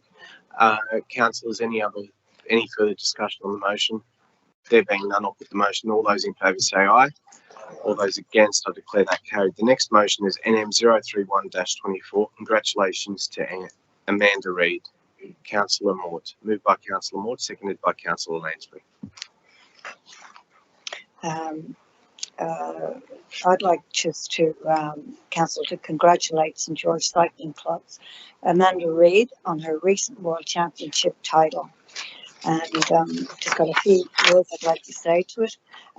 Tonight, I wish to recognise Amanda Reid. Amanda Reid is an amazing Paralympian who currently competes for St. George Cycling Club. Amanda just won the C2 500 metres time trial at the 2024 UCI Para Cycling Track World Championships in Brazil. Amanda suffers cerebral palsy and has a proud Indigenous heritage, is an unbelievable athlete who competed as a 15-year-old at the London Paralympics in swimming, where she came a credible fifth in the breaststroke final. She then turned her attention to cycling and competed for Australia at both Rio and Tokyo Paralympics, winning silver at Rio. This all began for her in 2011 when she won 7 gold medals at the Global Games as a 14-year-old. Her recent win in Brazil was outstanding, having beaten her nearest rival by 5 seconds, which is phenomenal in cycling. She was the 2023 Australian Cyclist of the Year and looks set to once again defend her title at the busy schedule ahead, including the Paris Paralympics. Please join me in congratulating Amanda on her recent incredible achievement. Thank you, Councillor Mort. Councillor Lansbury. Did you want to say a few words? Any other speakers for the motion? There being none, I'll put the motion. All those in favour say aye. All those against, I declare that carried. The next motion is NM 032-24. Congratulations to Izzy Lewison Rowe. Councillor Mort. Moved by Councillor Mort. Seconded by Councillor Liu. Councillor Mort. Councillors, I'd like us to congratulate St. George Athletic Club athlete, 16-year-old Izzy Lewison Rowe, on her recent New South Wales title after participating in the 2024 New South Wales Athletic Championships. And that council congratulates St. George Athletic Club's outstanding athletes who performed through their current athletic season also. Councillors, once again, I'm delighted to let you know that the mighty St. George Athletics Club had another outstanding performer at the recent New South Wales Open Championships and the Australian Junior Championships. At the New South Wales Open, 16-year-old Izzy Lewison Rowe, although preferring the grueling triple jump, also competed in the high jump, and at the Australian Championships added the 100-metre hurdles and the long jump duo program. At the New South Wales Open, Izzy won the high jump with a highly credible 1.83 metres and won silver in the triple jump. From there to the Australian Championships, where she won the long jump, won the 100-metre hurdles in 14.9 seconds, and then, after a short rest, competed in the high jump and then on to her specialty, the triple jump. She jumped an incredible 13.02 metres to beat the under 2020 World Championship standard, where Greg Aronka is no doubt await. Izzy is an amazing young athlete who has a very bright future, and I wish to acknowledge another terrific young local champion here tonight by congratulating Izzy. Thank you. Thank you, Councillor Mort. Councillor Lou. Thank you. Just cut it short. Sorry, Councillor Mort, if you can just, Councillor Mort? Yep. Thank you. I just want to support Councillor Moore's motion because behind the scene, we all understand how much hours and efforts they put into the sports they love. Because as with parents, even our Mr. Mayor, I know your cousin's son, kind of a nephew, right? They all kind of coming from this ethnic background. So it really needs the support not only from the parents, I think from their club or from the community that they are representing. So congratulations on their performances. Thank you. Thank you, Councillor Lou. Councillors, any other speakers for the motion? There being none, I'll put the motion. All those in favour say aye. All those against, I declare that carried. The next motion is NM 033-24, Sponsorship Agreement, Councillor Ambi Hay-Paha. Moved by Councillor Ambi Hay-Paha, seconded by Councillor Lansbury. Before, I would like to make a slight amendment to that motion, Mr. Mayor. So in respect of Part B of the motion, it should read, sorry ladies, that the General Manager provides a report, which outlines possible actions available and implications, which may include but not limited to termination of Netstrata's naming rights to Jubilee Stadium, full stop. Sorry, Councillor Moore, we're just the staff are just going to have to type that up. Yep. Do you want to read it out and then provide the wording to staff and they can type it up? Is that right? Yeah. So the variation or the amendment should also read that the Part B says that the General Manager provides a report which outlines possible actions available and implications which may include but not limited to termination of Netstrata's naming rights to Jubilee Stadium. This report should also take in consideration the findings by the New South Wales Department of Fair Trading once it's completed. Okay. Councillors, will just allow staff some time to be able to type that up and put it up on the screen so that you can see it.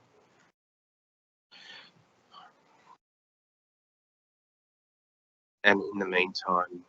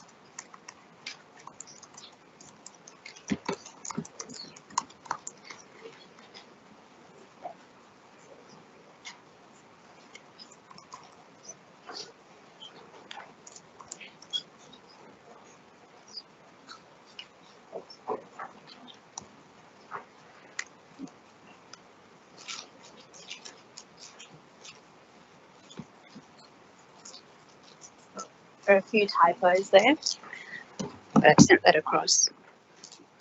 Do you want to check? Sure. Staff will get that up on the screen, but in the meantime, Councillor Amber Haber, if you want to speak to your motion, I'll give you that opportunity. All right, thanks, Mr. Mayor. Today I stand before you to discuss this notice of motion, and it's a very important matter, one that concerns the interests of our community and our council's reputation. This motion regarding the recent ABC investigation report on Netstrata's alleged business practices within the strata management industry. The report has brought to light deeply concerning practices within this industry, practices that strike at the heart of transparency, fairness, and accountability. It outlines a range of issues, including undisclosed fees, kickbacks, and conflicts of interest. Such practices not only undermine the trust between strata management companies and their clients, but also erode the very foundation of ethical business conduct. As representatives of our community, it's our duty to ensure that the interests of our residents are protected. We can't turn a blind eye. We must act decisively and swiftly in response and not sit on our hands. That is why I urge each and every one of you to support this motion. By doing so, we send a clear message that such unethical behaviour will not be tolerated within our community. We stand in solidarity with the residents who have been affected by these practices, and we vow to take all necessary steps to address this issue. Furthermore, it's imperative that we take proactive measures to assess the situation and consider our options. And so you note in the motion, it calls for the General Manager to provide a report outlining possible actions that are available to Council, which may include termination of Netstrata's naming rights to Jubilee Stadium. And I should also note that part of our EOI process, it was very clear that it was a requirement under the criteria to take in consideration of any entity applying for naming rights for Jubilee, including around the issues around integrity. Yet these unethical behaviour entertains Council into disrepute, and we need to ensure that agreements Council enters into with any party upholds a reputable standing in our community and doesn't put the Council into or likely impact our reputation at any point. This is a significant step towards holding accountable to those who engage in unethical practices and ensuring that our community is not complicit in supporting such behaviour. Additionally, the motion proposes that we reach out to the New South Wales Minister for better regulation and fair trading and the New South Wales Strata and Property Services Commissioner. We must urge them to address the need for reform within the strata management industry, and it's imperative that these measures are put in place to protect the interests of residents and to uphold principles of transparency, accountability, and fair dealing amongst strata management companies.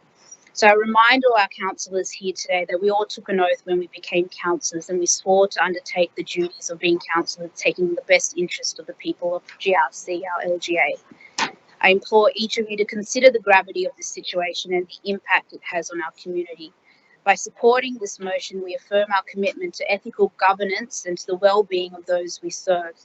By supporting this motion, we are committed to the mission and values of GRC, and that is, quote, a leading people-focused organisation delivering outstanding results for our community, and the values being united, professional, honest, and accountable.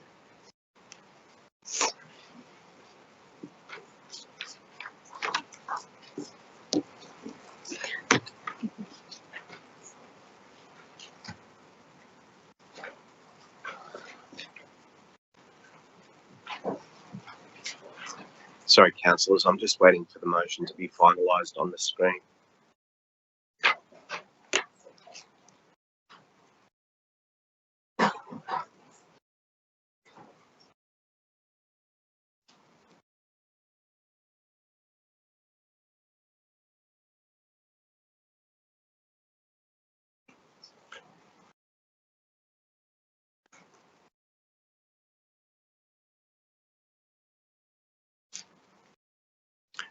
Okay. So, as I understand it, you're leaving A in there. You're not introducing B as the new A and C as the new B.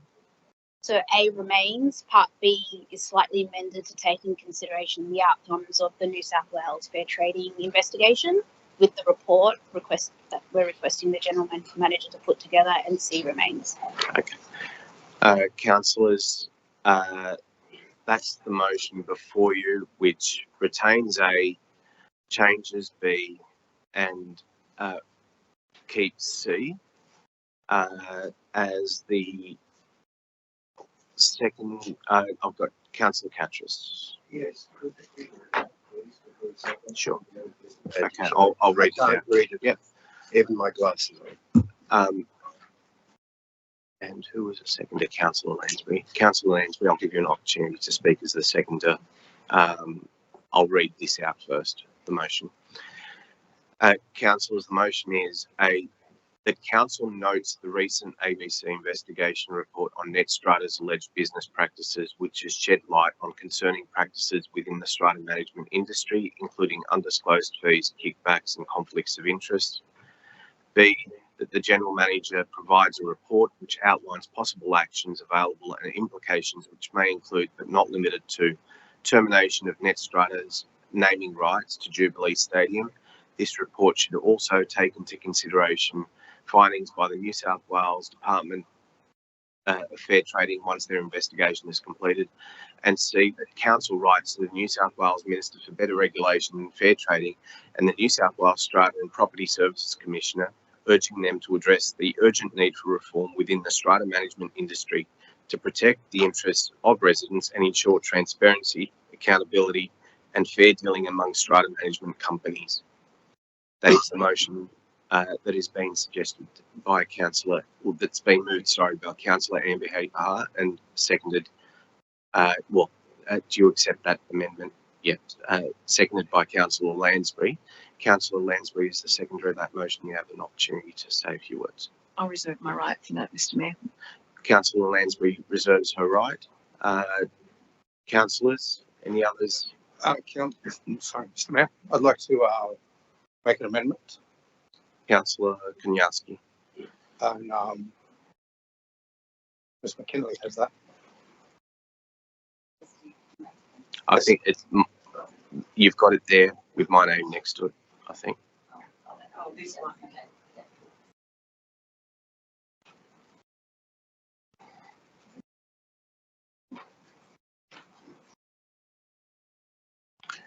Councillor Kanyarski has an amendment.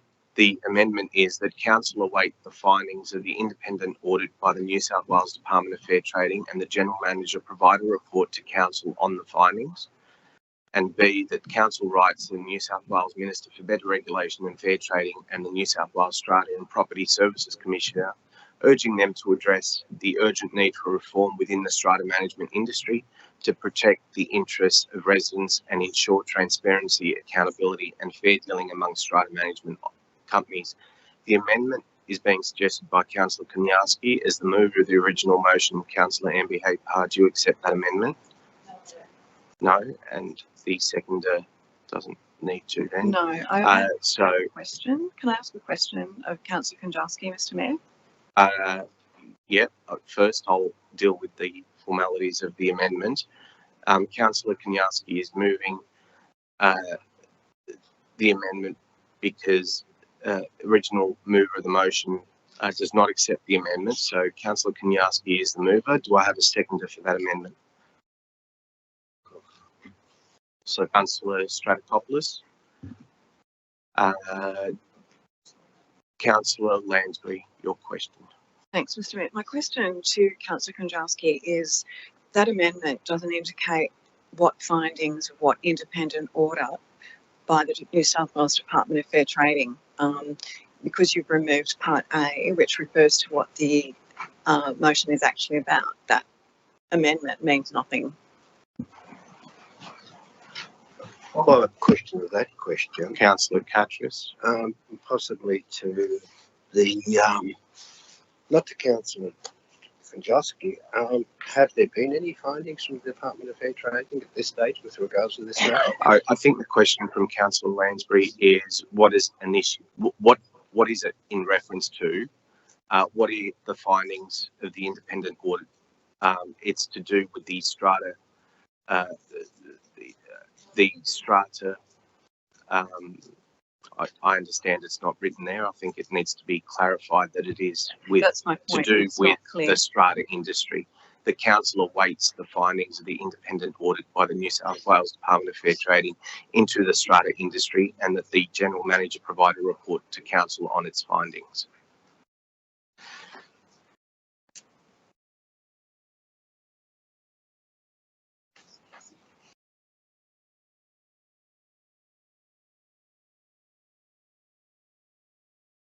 I take it that that's... I should have included that, I apologise. Yep. Councillor Koniarski, you being the mover of that motion, of that amendment, sorry, I'll give you an opportunity to say. Yeah, thank you, Mr. Mayor. So, councillors, just have a look at that amendment. It's actually a lot more fair, and it's not putting the cart before the horse. We're waiting for the allegations, and I'm not a supporter of ruining a business based on allegations. So I would much rather wait for the state and federal governments and the auditors to provide their findings, and then we can have the general manager investigate and have a look at what options we have for an answer to the findings by the audits. Thank you, Councillor Kinjarski. Councillor Stratokopoulos is the seconder of that motion. Do you want to say a few words? You reserve your right. Councillors, any speakers against the motion, against the amendment? Councillor Amber Hooper. Just need some assistance around the process on motions at the moment. I'm just looking at the chart. Now I hear what the further amendment tends to, or what it's trying to do. The issue here is, regardless of an investigation occurring with New South Wales Fair Trading, we have, and I understand that it's allegations by the ABC in respect of investigating Netstrata, but also the industry at large. Nothing's precluding us, where we've set ourselves with a contract with any party, whether our terms or we can actually review and see whether we have standing based on the investigation. I hear what you're saying. So I'm happy to take and amend the initial motion that we wait until we receive the outcome of the New South Wales Fair Trading as Part B, and let's see that subject to the outcome that, okay, thinking on the fly here, subject to the outcome of that investigation, that then we would make a decision for the General Manager to put a report together as outlined in the original motion. Is that possible? Sorry, just repeat it to me, Councillor Amber Hooper. So what I'm hearing from your Councillor Kinjalski is that the motion intends to ask the General Manager to put a report together on what's the options that are available to council as a result of an investigation. Should I make it very clear? A media investigation, which I understand what you're saying. What I included and amended was that would also take in consideration, that report will also take in consideration the outcome once that's received. That's what I intended. That's why I've changed that Part B. However, if you feel that's not being addressed, that we would wait for the the outcome of that investigation, and we'd have to make a determination in the motion that says if there's anything that's not favourable in respect of the outcome from New South Wales Fair Trading, that then the General Manager would then do the report on the options that council can look at that could be tabled to us. Does that make sense? Councillor Amber Hooper. Yeah, let me just address this, Councillor Katras. So, as I understand it, correct, you are in Councillor Koniarski's amendment that is being put forward is that the General Manager does provide us a report, and in that report it would be similar to any other report that we receive as councillors from staff that would suggest what pathways are open to council thereafter. But that is created once the findings of the independent audit by the New South Wales Department of Fair Trading has concluded its investigation, and then you can make a decision thereafter as to, as council, what happens thereafter. So essentially, that's my understanding of Konyaski's motion. If you're happy with that as the amendment, I can put it back to you on whether you accept that amendment, which then you become the mover of the motion. Clarification, we are introducing another subsection in the original and first amended motion. Is that right? No, the motion would be what Councillor Konyaski has suggested as an amendment, which is point A and B only under the amendment title, which is under Councillor Konyaski and Councillor Stratikopoulos.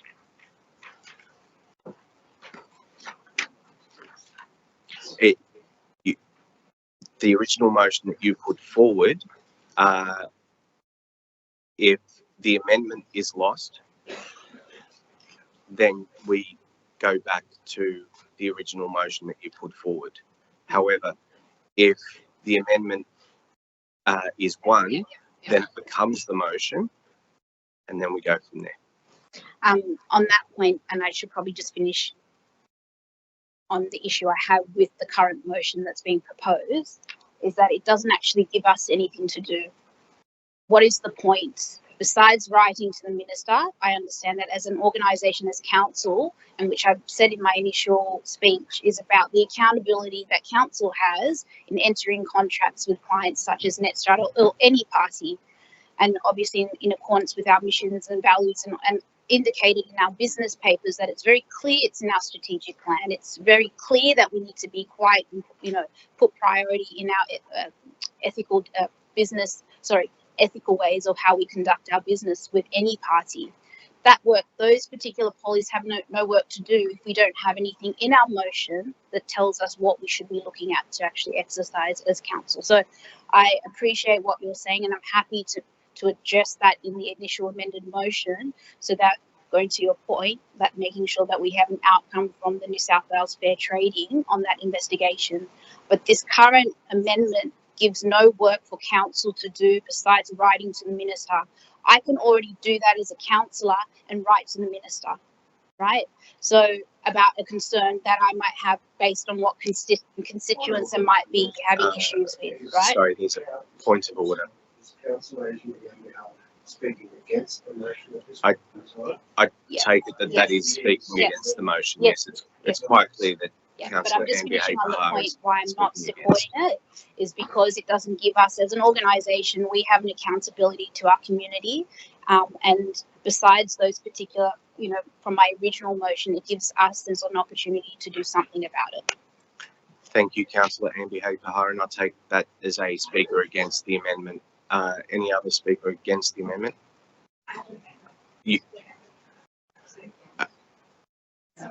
Yes. Well, speaker for, actually. I need to take a speaker for the amendment first. Okay. I have a question from Councillor Jamieson. Sorry, Councillor Amber Bahar, if you can just. Councillor Jamieson. Sorry, I'm just confused here, but point A is just saying that it's referring to the ABC allegations, isn't it? So if we put that once we're talking about yeah, so I'm just trying to say the difference between the motions. So that if we put in whichever motion that after the 6 weeks we write to the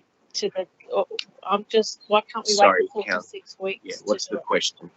Why can't I'm trying to say why I'm just getting a bit confused. Why the action, I don't understand the difference, why yours doesn't have an action, or what's the difference?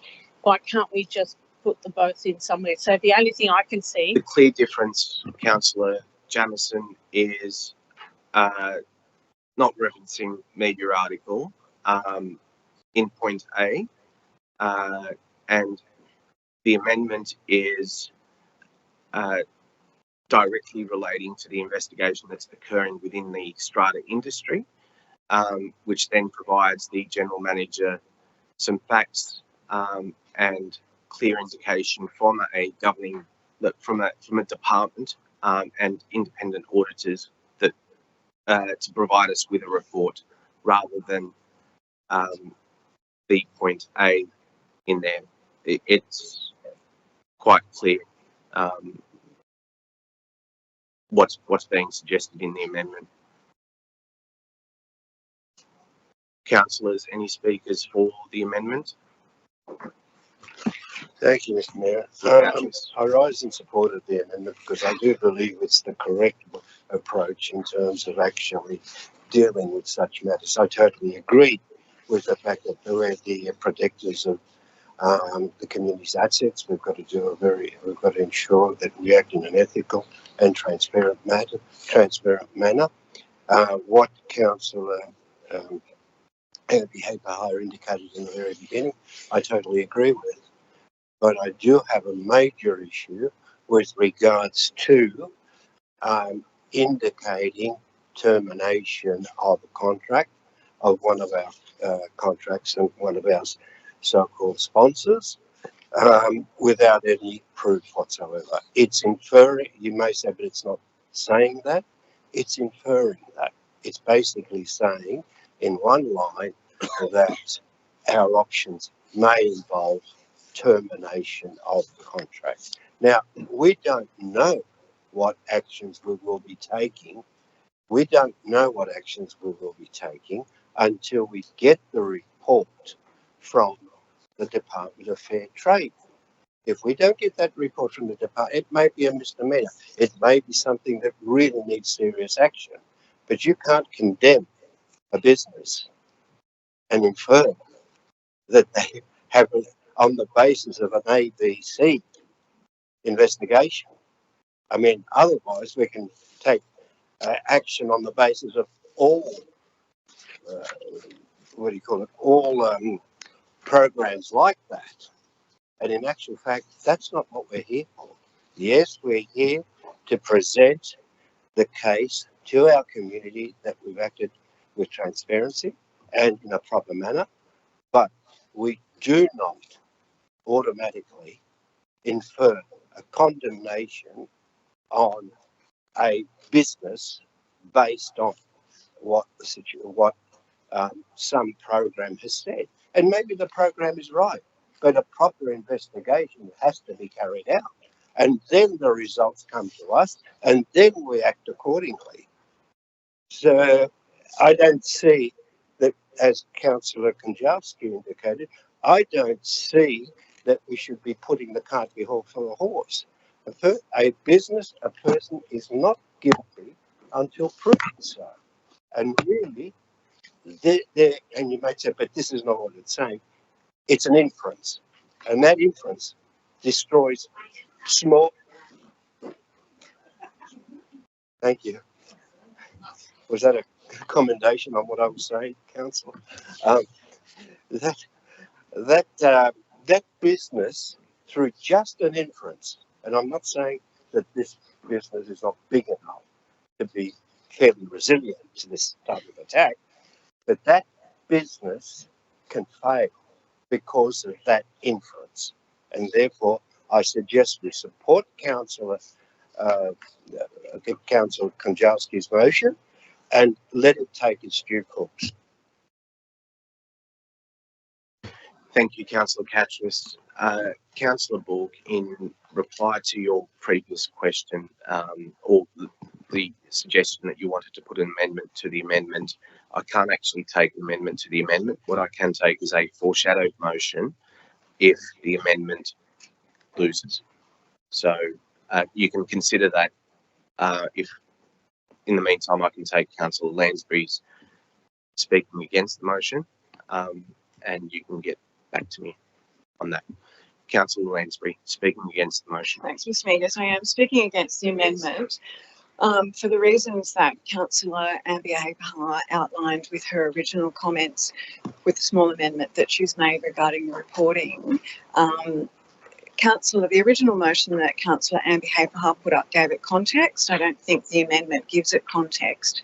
Certain allegations were made which were serious enough for it to be referred to the Department of Fair Trading for investigation. That's really simple, and I don't think we need to overcomplicate that. It's not a matter of putting the cart before the horse. It's not a matter of preempting. It's a matter of the fact that this particular organisation has naming rights for one of our premium facilities, and Councillor Abby Hapar tells me that she has reviewed the contract, and in her view, she framed her motion around her interpretation of the contract. I haven't seen it. It's not something that, as a rule, councillors do review contracts unless we specifically ask for them.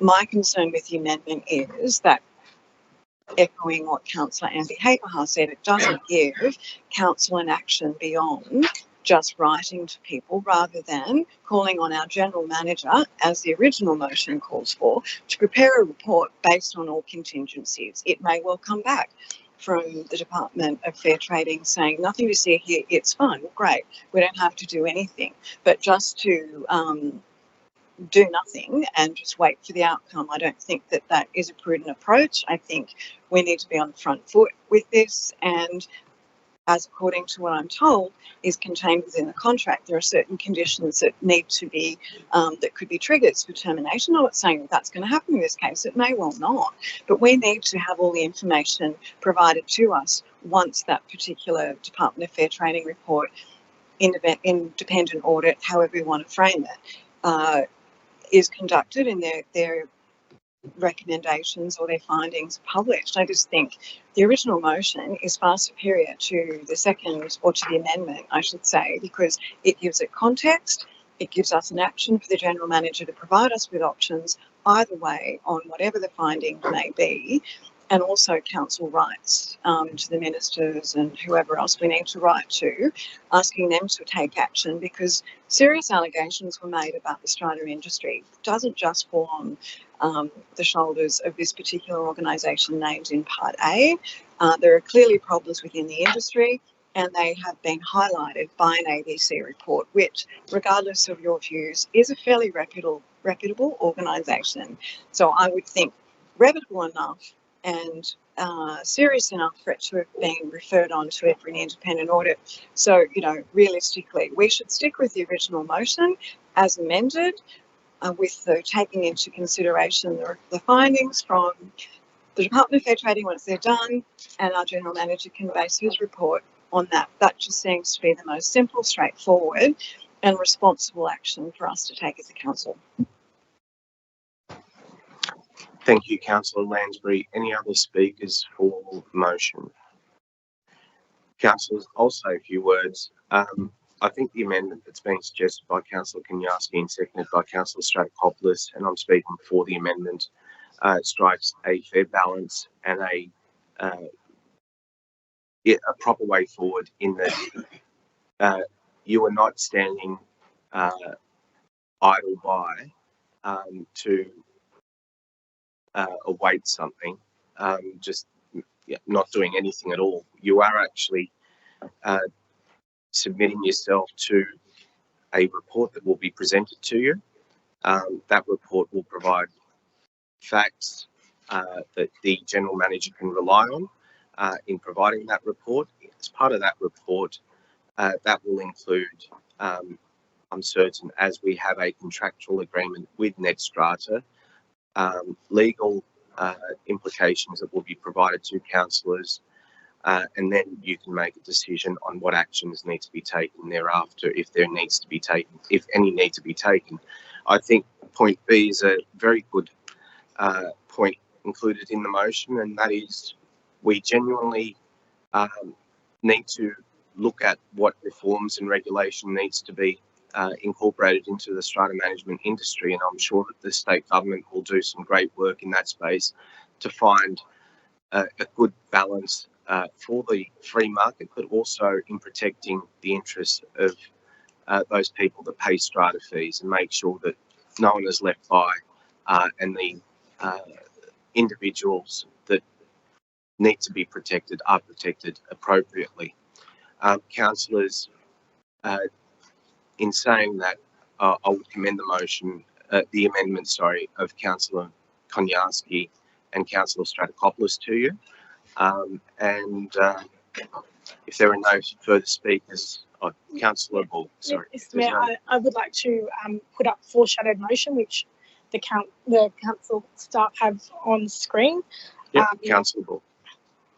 So the foreshadowed motion is that council officers obtain legal advice and make inquiries into the recent allegations about business practices of the current Jubilee Stadium naming rights sponsor and its associated entities, with a view of reviewing and assessing if it's appropriate for them to retain the existing naming rights sponsor in the case of adverse findings against them.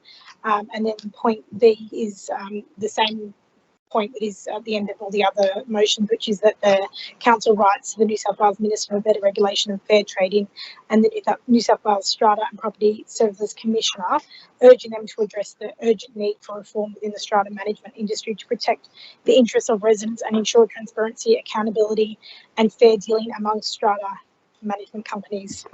This foreshadowed motion, I think, is probably the middle ground between the two motions that have been put forward. The original motion from Councillor Amber Haberhart, I'm uncomfortable with us quoting media article allegations in our resolutions. I don't think that that's a safe thing to do. I think this is a cautious amendment that does send a message to the community that council is keeping an eye on this and we don't accept this behaviour, but it follows the mantra of innocence until proven guilty. So that's the foreshadowed motion that I'll put forward if this amendment is lost. Okay, councillors, so there is a foreshadowed motion that's been suggested by Councillor Borg. We will deal with a foreshadowed motion if the amendment is lost. Councillors, I put forward the... oh, sorry, Councillor Kanyarski, yes, you're right at the play. Thank you, Mr. Mayor. So just on the amendment, it's actually not complicating things. It's quite the opposite. It's simplifying things in that all that we're doing is waiting for the reports to come back. We're not preempting anything. And once the reports do come back, we know what the findings are of those reports, and then that gives us the opportunity to take the actions that are required, if any. There's no point in preempting what we're going to do if we don't know what the findings are. Thank you, Councillor Kanyarski. Councillors, that being said, I now put the amendment to you, and I will take a vote on the amendment. I think there's been much discussion. There's different views across the table. So by division, Vicky, I vote for the amendment. Sorry. Deputy Mayor Councillor Ball. Against. Councillor Amber Haberhart. Against. Councillor Fakara. For. Councillor Jamison. Against. Councillor Catras. For. Councillor Kanyarski. For. Councillor Lansbury. Against. Councillor Liu. For. Councillor Marnie. Against. Councillor Mort. Against. Councillor Smerdley. For. Councillor Stratokopoulos. For. Councillor Simon. Sorry, Councillor Wang. Against. 7 votes for, 7 votes against. Mr. Mayor, you have a deciding vote. Should you wish to use it. I will vote for the amendment. That's 8-7. Councillors, that now becomes the motion. So I will put the motion forward to you, councillors. And us. Well, let's see if it can happen by voices. Councillors, the amendment now becomes the motion, moved by Councillor Kanyarski, seconded by Councillor Stratokopoulos. I'll put the motion. All those in favour say aye. Aye. All those against? I note Councillor Amber Haberhart's against. Oh, sorry. Okay. By division? Yeah. Someone's calling for division? Okay. Okay. Division. Vicky, thank you. Your vote, Mr. Mayor. For. Deputy Mayor Councillor Borg. For. Councillor Amber Haberhart. Against. Councillor Fakara. For. Councillor Jamison. Against. Councillor Catras. For. Councillor Kanyarski. For. Councillor Lansbury. Against. Councillor Liu. For. Councillor Marnie. Against. Councillor Mort. Against. Councillor Smerdley. For. Councillor Stratokopoulos. For. Councillor Wang. Against. And I'm 8-7. Yeah, I'm for the motion.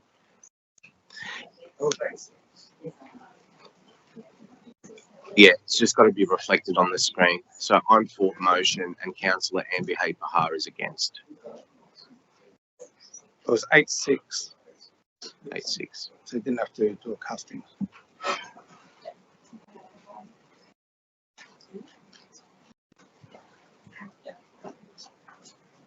Yep, I think that's reflected correctly.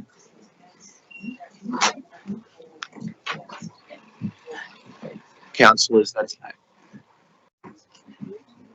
8 votes for, 6 against. I declare the motion carried.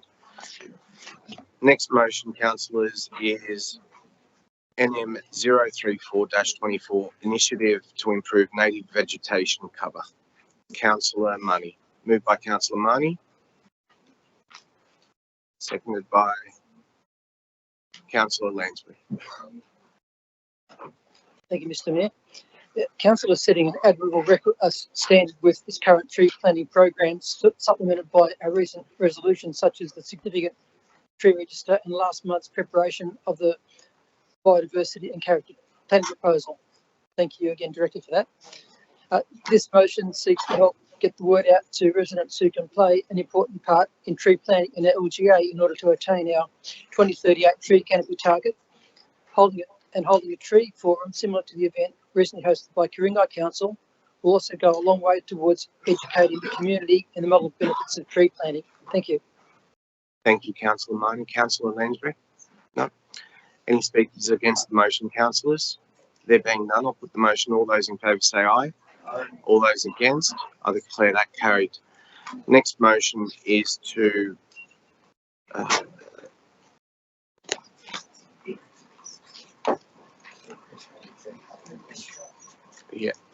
NM 035-24, plan to increase native tree cover. Councillor Marnie.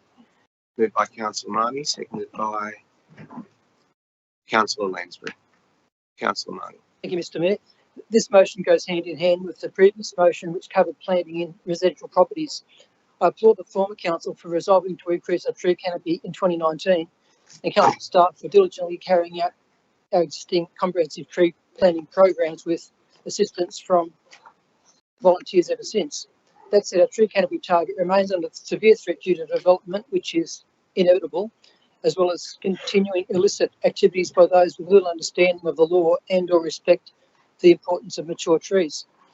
As one of the speakers mentioned tonight, a little over a week ago, I joined around 100 volunteers at Pearl Park in Peakhurst. We managed to plant 2,500 plants and trees in less than 3 hours. This was a collaborative effort by the community, Greater Sydney Landcare and Council, and shows what can be achieved to enhance our open spaces. And I know that my many contacts across the LGA are eagerly waiting to assist Council with the next project.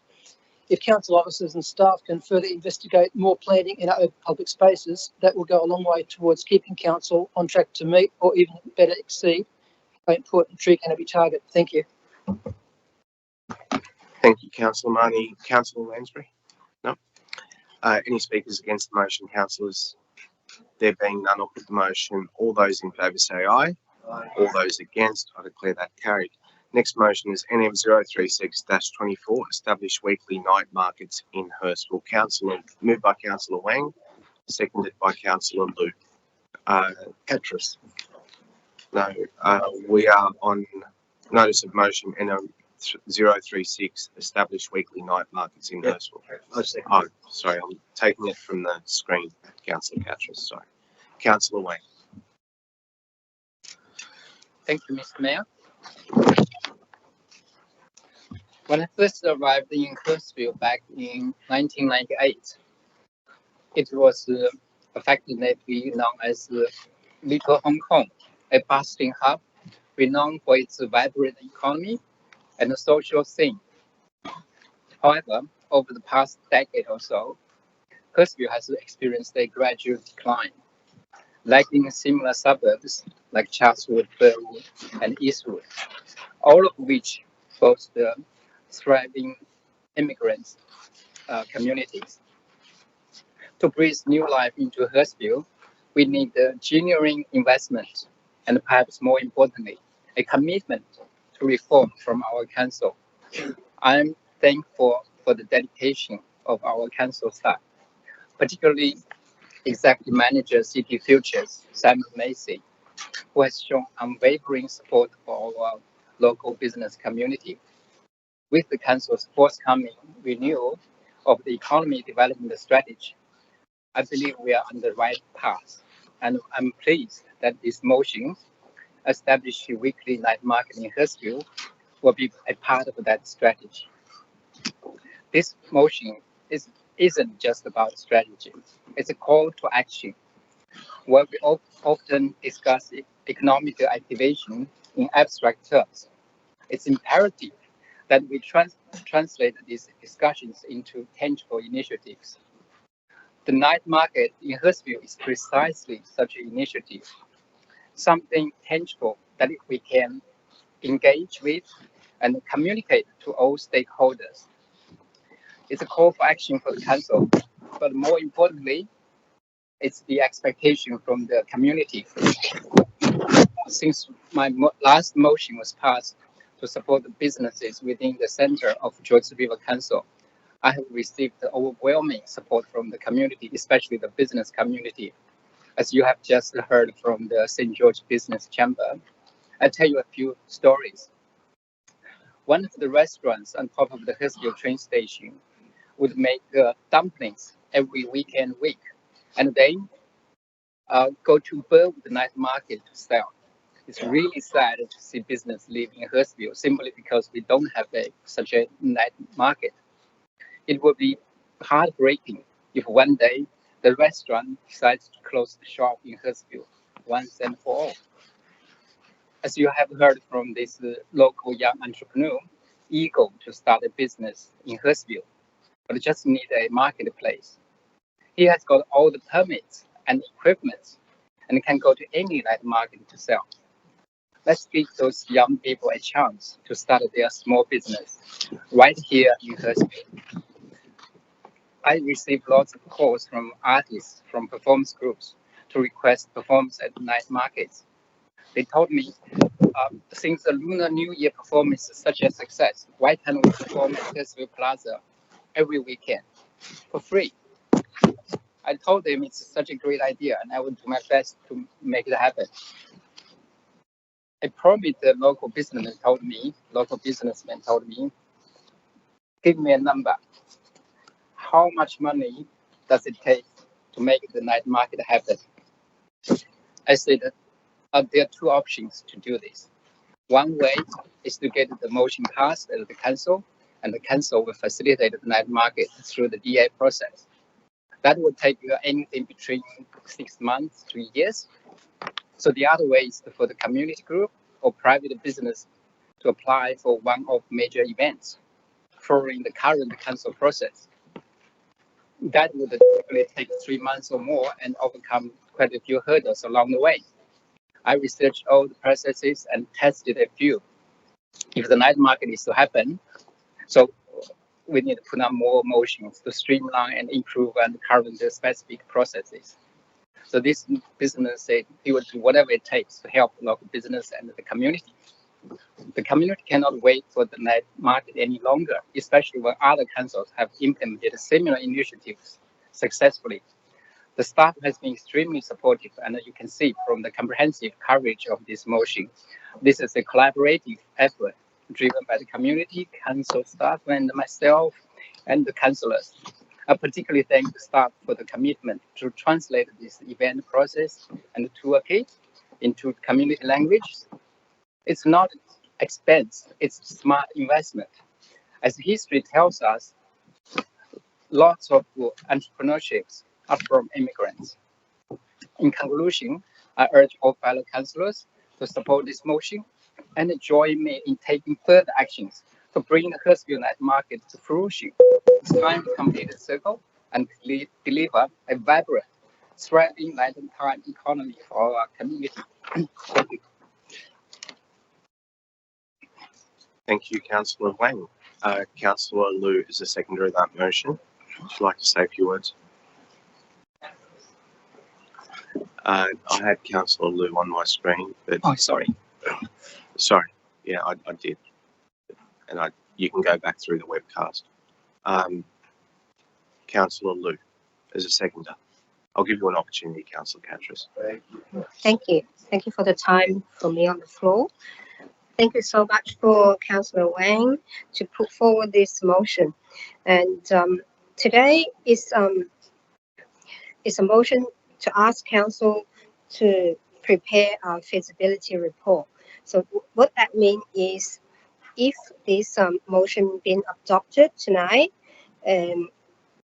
I know it's a very positive initiative and positive gesture to start the whole process, right? Once it is approved, we need to wait for the feasibility report comes back to council. I'm pretty sure council won't be let us wait too long for that. So hopefully we can read the details in the report and to see how those implementation will be set down, carried. So, and the second thing is, I remember back to the February this year. Thank you for Simon Mercy's help to prepare a motion to council. I think that all parts of the local, how to enhance the local business. It's good to see that councillors are all coming up different plans and different ideas for the whole concept. So I fully support this motion. We wanted to see the feasibility report comes back to council in the future time. Thank you so much, Mr. Mayor. Thank you, Councillor Liu. Councillor Catras. Yes, thank you for that. I appreciate that Councillor Liu was anxious to ensure that she seconded the motion, and I appreciate its own award. And I'm happy to hear from Councillor Liu. The reason why I suppose I rushed to try and second it, because I do have an amendment, and the amendment is up there on the board. And it's on item 8. I can't read that one, but what I've got in my notes is cost and any, adding to item 8, cost and any initiatives that could be implemented in order to recoup such costs. Okay. So basically what I'm saying, Yep. it's good. I'll just I'll give you that opportunity to speak. Sorry. I'll just ask if Councillor Wang and Councillor Liu are happy with that amendment. Yes, I'm happy. But Yeah. Okay. Yep. Okay, so Councillor Wang is happy with that amendment. Councillor Liu, you happy with that amendment? To accept that amendment? That's happy. Yeah, that now becomes the motion. Yeah. With the amendment in there. Councillor Catras, I'll allow you an opportunity to speak to it. I'll just continue. Just quickly, I totally agree with having the night markets. They're full of colour, they're full of excitement, and to a certain degree, they do add to the, I suppose, the financial investment in the local business community. I do think that, and I only say this with caution, I do believe that weekly might be a little bit difficult, but I'm wanting to see what the feasibility is in having weekly. Most of the councils that I know of actually either have them monthly or every 2 weeks. I understand that Councillor Wang alluded earlier to me that Bill has them almost every night of the week, but I know which one there, because I drive through Burwood every day, there and back, and I actually stop off in the afternoon to see what's going on. What they have is a small portion to one side of Chinatown, as they call it Chinatown, to one side of Chinatown, which probably has about 15 stands, and is out of the way, not in the middle of Burwood or in Burwood, what do you call it? So we need to look at the feasibility of, I don't really want Forest Road closed off. I think that's something we will probably have to look at.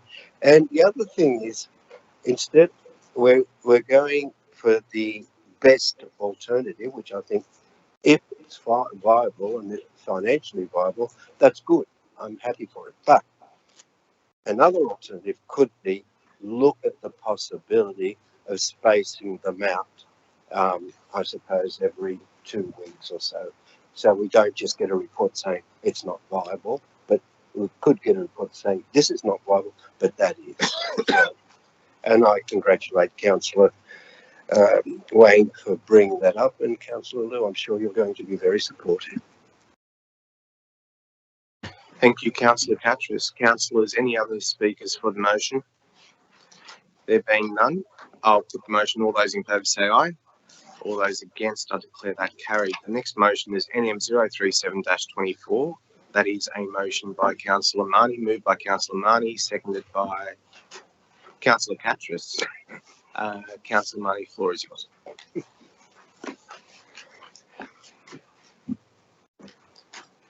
Oh, thanks, Mr. Mayor.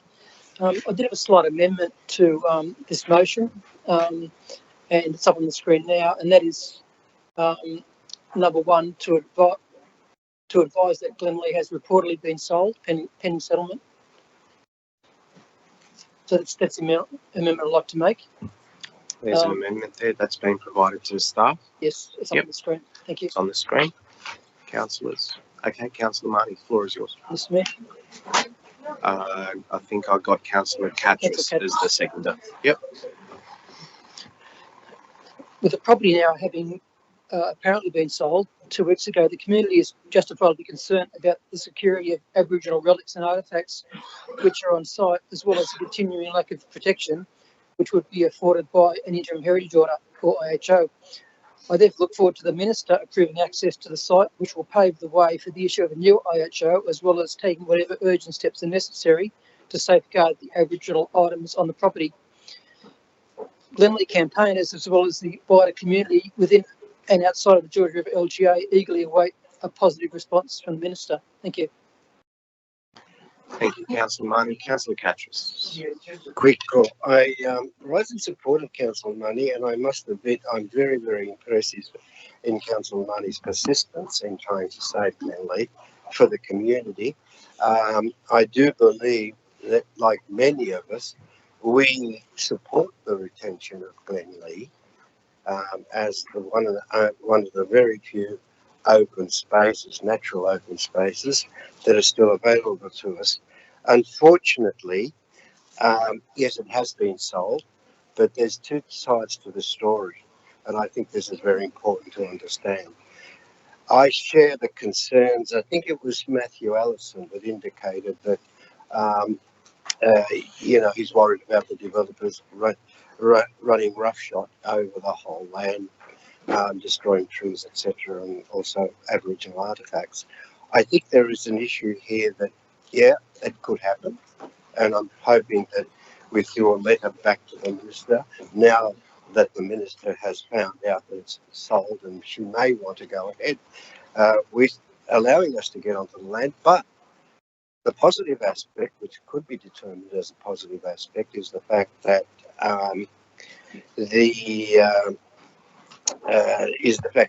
now whoever purchased it has purchased it to do something. I don't believe that investor would purchase this block of land to actually just leave it the way it is. I believe that a developer would be looking at either their own home, rather a large home, to possibly a smaller subdivision than that which was put to us in the past. Based on that, let's assume we still like the investment, but based on that, all those things that you expect to happen will happen once they put in the development application, which is a Aboriginal natural heritage study.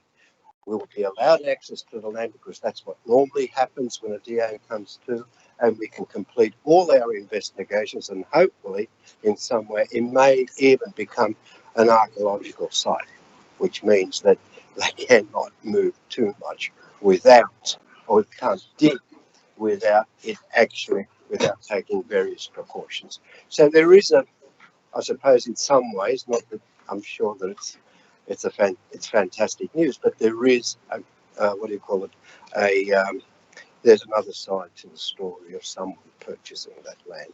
We just need to be vigilant when the DA comes in, that we ensure that lots of reports come back to us, and DAs, I'm sure that the officers will be providing us with that information. Thank you, Councillor Catrus. Any other speakers for the motion? Councillor Amby Haypark. I have a question, Mr. Mayor. Sure. Through you, Mr. Mayor, to the director. Can council, I was just thinking about it only now, so I apologise about the late notice on that. Can council take any temporary possession of any of those items of concern in respect of the Aboriginal artefacts? Not through you, Mr. Mayor, Councillor Amby Haypark. No, we can't. We have had that checked by our heritage advisor, is that any Aboriginal relics that are there can't be moved from the site without the permission. It's called an Aboriginal, can you remember, it's called something permit? Yeah. There's a permit, sorry, apologies, I can't remember, but there is a permit that we need to achieve, we need to obtain from national parks. So when we were on the site, you may remember a couple of weeks ago, Ms. McMahon and I went on the site. We met a person who's part of the family. She knew where those relics were. She had been in contact with national parks, but I think as of getting in contact with her, she got in contact with me last week. She still had not heard back from them. She was fairly sure that those items were in a safe space. Yep. Councillors, any other speakers on the motion? There being none, I'll put the motion. All those in favour say aye. All those against, I declare that carried. The next motion is NM 038-24, beautifying Georges River Gateway, Todd Park. Councillor Mort, moved by Councillor Mort, seconded by Councillor Lansbury. Councillor Mort. Just want to make a slight amendment to start with. So it's the amendment is that council beautifies the Georges River Gateway location at Todd Park, the intersection of King George's Road, and to include the sandstone signage at Carwar Avenue and Cars Park. Yep, there's an amendment that's been suggested by Councillor Mort as the mover. Councillor Lansbury, you're happy with that amendment? Yep. That's the motion. Councillor Mort, would you like to speak to the motion? Yeah. So updating the signage to include Georges River Council instead of Cogra Municipal Council. I know it'll break Councillor Lansbury's heart, but instead, and reinstating the use of the flagpoles behind the Todd Park signage. And 3, cleansing the sandstone at Todd Park. I think the sandstone down Carwar Avenue seems to be okay. So I do realise that we have numerous important matters to address across the LGA, but in an effort to be seen to embrace amalgamation of the former councils, I put this motion forward to you. A somewhat glaring oversight, and at a very visible part of our LGA, there's a decaying Cogra Municipal Council sign on the corner of King George's Road and the Princess Highway at Todd Park, as well as Carwar Avenue at Cars Park. I would also like to see the reinstatement of the flagpoles at this very busy highway intersection. It is a terrific location, and the flagpoles will enable the council to promote our cultural events. I believe because of this great location, the Australian and First Nations flags should be flown permanently. As I am very conscious that there are many costly matters to be addressed by this council at any time, but I think it is important we appear to the ratepayers to be proud of our amalgamated council and its name, and this is currently not doing that. I put this motion forward to address these items. Thank you. Thank you, Councillor Mort. Councillor Lansbury, would you like to say a few words? Thanks, Mr. Mayor. I will speak on this one. As Nat said, it does actually break my heart a little bit as a long-standing advocate and chief rock thrower from the Republic of Cogra. I don't like to see any of that removed. I sort of like to hang on to it because, you know, it was very much not supportive of the amalgamation, but we've got it. And we are now Georges River, as Natalie pointed out to me, that it is pretty shabby as well. So I guess this is the time that we would do it. And if it does actually still say Kogarah Municipal Council, that is very old because we were the city of Kogarah when we were amalgamated. So that has been there for quite some time. And I have to be honest with you, I wouldn't have even noticed it because to me it's just such a part of the landscape, and I still consider the amenity block behind the kiosk as red brick in my mind's eye. Hasn't been red brick, it's been rendered for probably 30 or 40 years, but you know, those sorts of memories die hard. But yeah, it is a really important part of the LGA. It is when you cross the bridge, Tom Ugly's Bridge, and come into the beautiful water of Blakehurst, and Todd Park is one of the first, well, would be one of the major things you'd see sitting at the light. So it is timely that you brought this to us, Natalie, as much as I might lament everything from the former Republic of Kogarah being removed.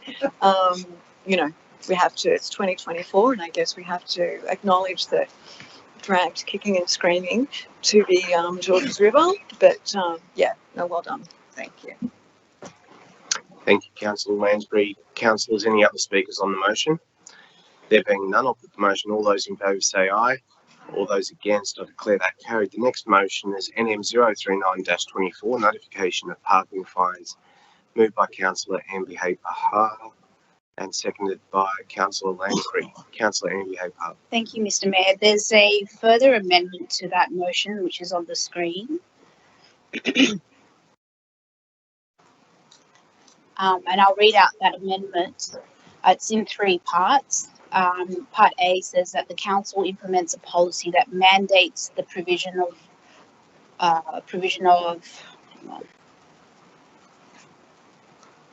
written on the spot, maybe you'll fix that language on that, written notification on the spot to drivers upon the issuance of parking fines, where it is safe and legal to do so. This will afford drivers procedural fairness to allow an opportunity for them to capture evidence such as, but not limited to, photographs, dash cam, video footage, and record versions of events. Part B, that council captures a reason code where a print and post parking fine is issued, identifying why a written on the spot notification was not issued. Council should record evidence to substantiate the reason code, such as, but not limited to, photographs, video, file notes, etc. And part 3 has 3 individual parts that council implement the following actions to improve information provided to drivers issued with a parking fine. Roman numeral 1, that the GRC website be updated to include information on how to view footage and may have been captured relating to an offence. Roman numeral 2, that council contact Revenue New South Wales to determine if it is possible to amend standard detail on the back of the fine to include information on how to contact council and how to obtain further evidence, including video footage of the offence. And Roman numeral 3, that council write to Revenue New South Wales to request that fines issued for parking are sent as push notifications to vehicle owners via the Services New South Wales application. Just confirm. Councillor Lansbury, are you happy with that amendment? Yep. Councillor Ambihay Pahar, do you want to speak to your motion? Yes, Mr. Mayor. So this motion speaks to the very essence, again, around fairness and transparency and accountability in our community, and the implementation of a policy mandating the provision of written notification to drivers upon the issuance of parking fines. And I must emphasise here where it's safe and legal to do so. And can I also make very clear that this is not removing the print and post process that we currently have in place. This is ensuring that we can provide procedural fairness to notify people promptly. The current system, which I call the drive-by ticketing, was aimed to streamline processes. It has inadvertently created significant concerns regarding the timeliness of notifications to drivers and the ability for individuals to seek review of fines, and this is not acceptable. This motion seeks to rectify these issues by ensuring that drivers are promptly notified when parking fines are issued. Like I said, when it's where it's safe and legal to do so. This notification is not merely a formality, it's a fundamental right that allows individuals to understand their situation and take appropriate action. By receiving immediate written notification, drivers can capture evidence such as photographs to substantiate their review request. The concerns surrounding the ticketless systems are not unfounded. Without timely notification, drivers may unknowingly accrue multiple fines before being aware of their infringements. This not only creates confusion, but also undermines the effectiveness of fines as a deterrent to improper parking behaviour. Furthermore, the lack of immediate notification poses challenges for individuals who wish to contest their fines. Because every person knows, especially a lawyer, gathering evidence becomes significantly more difficult without it being collected in a timely manner. By providing written notification at the time of issuance, we empower drivers to take control of their situations and seek fair treatment under the law. Moreover, the motion aligns with the broader goal of restoring trust in the administration of parking fines. Trust is the cornerstone of any effective governance system, and it is imperative that we take proactive measures to address the erosion of trust caused by the current implementation of the ticketless system. By prioritising safety over accountability, we are supporting a system that lacks transparency and undermines trust in the enforcement process. And on the point of safety, I think it's essential to recognise these risks can be managed through other means, such as improving training and support mechanisms. Additionally, the introduction of written notification does not necessarily increase risk to officers WHS. By ensuring that fines are issued in compliance with safety protocols and guidelines, which are very clearly outlined in the business papers, we can protect both the interest of drivers and the well-being of enforcement officers.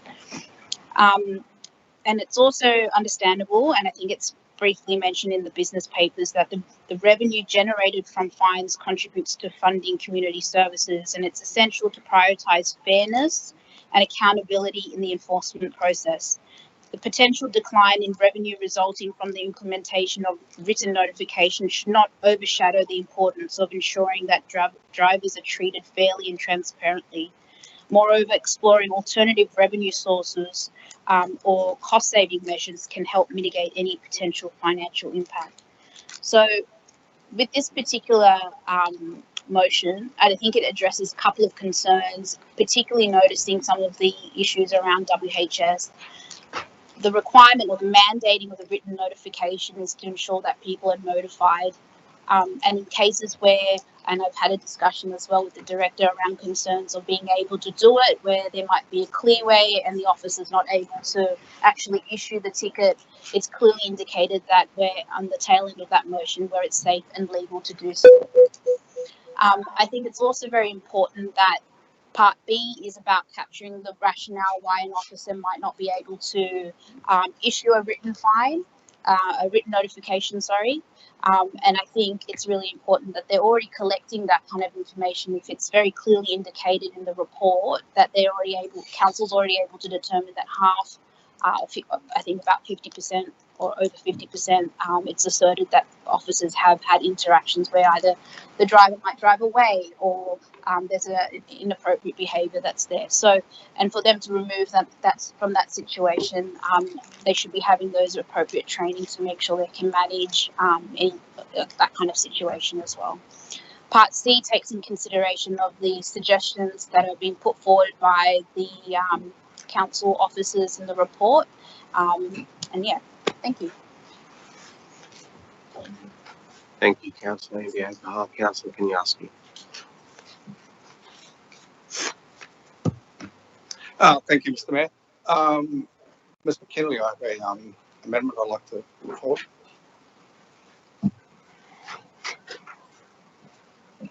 And I'll give her on a few minutes to have a read of that.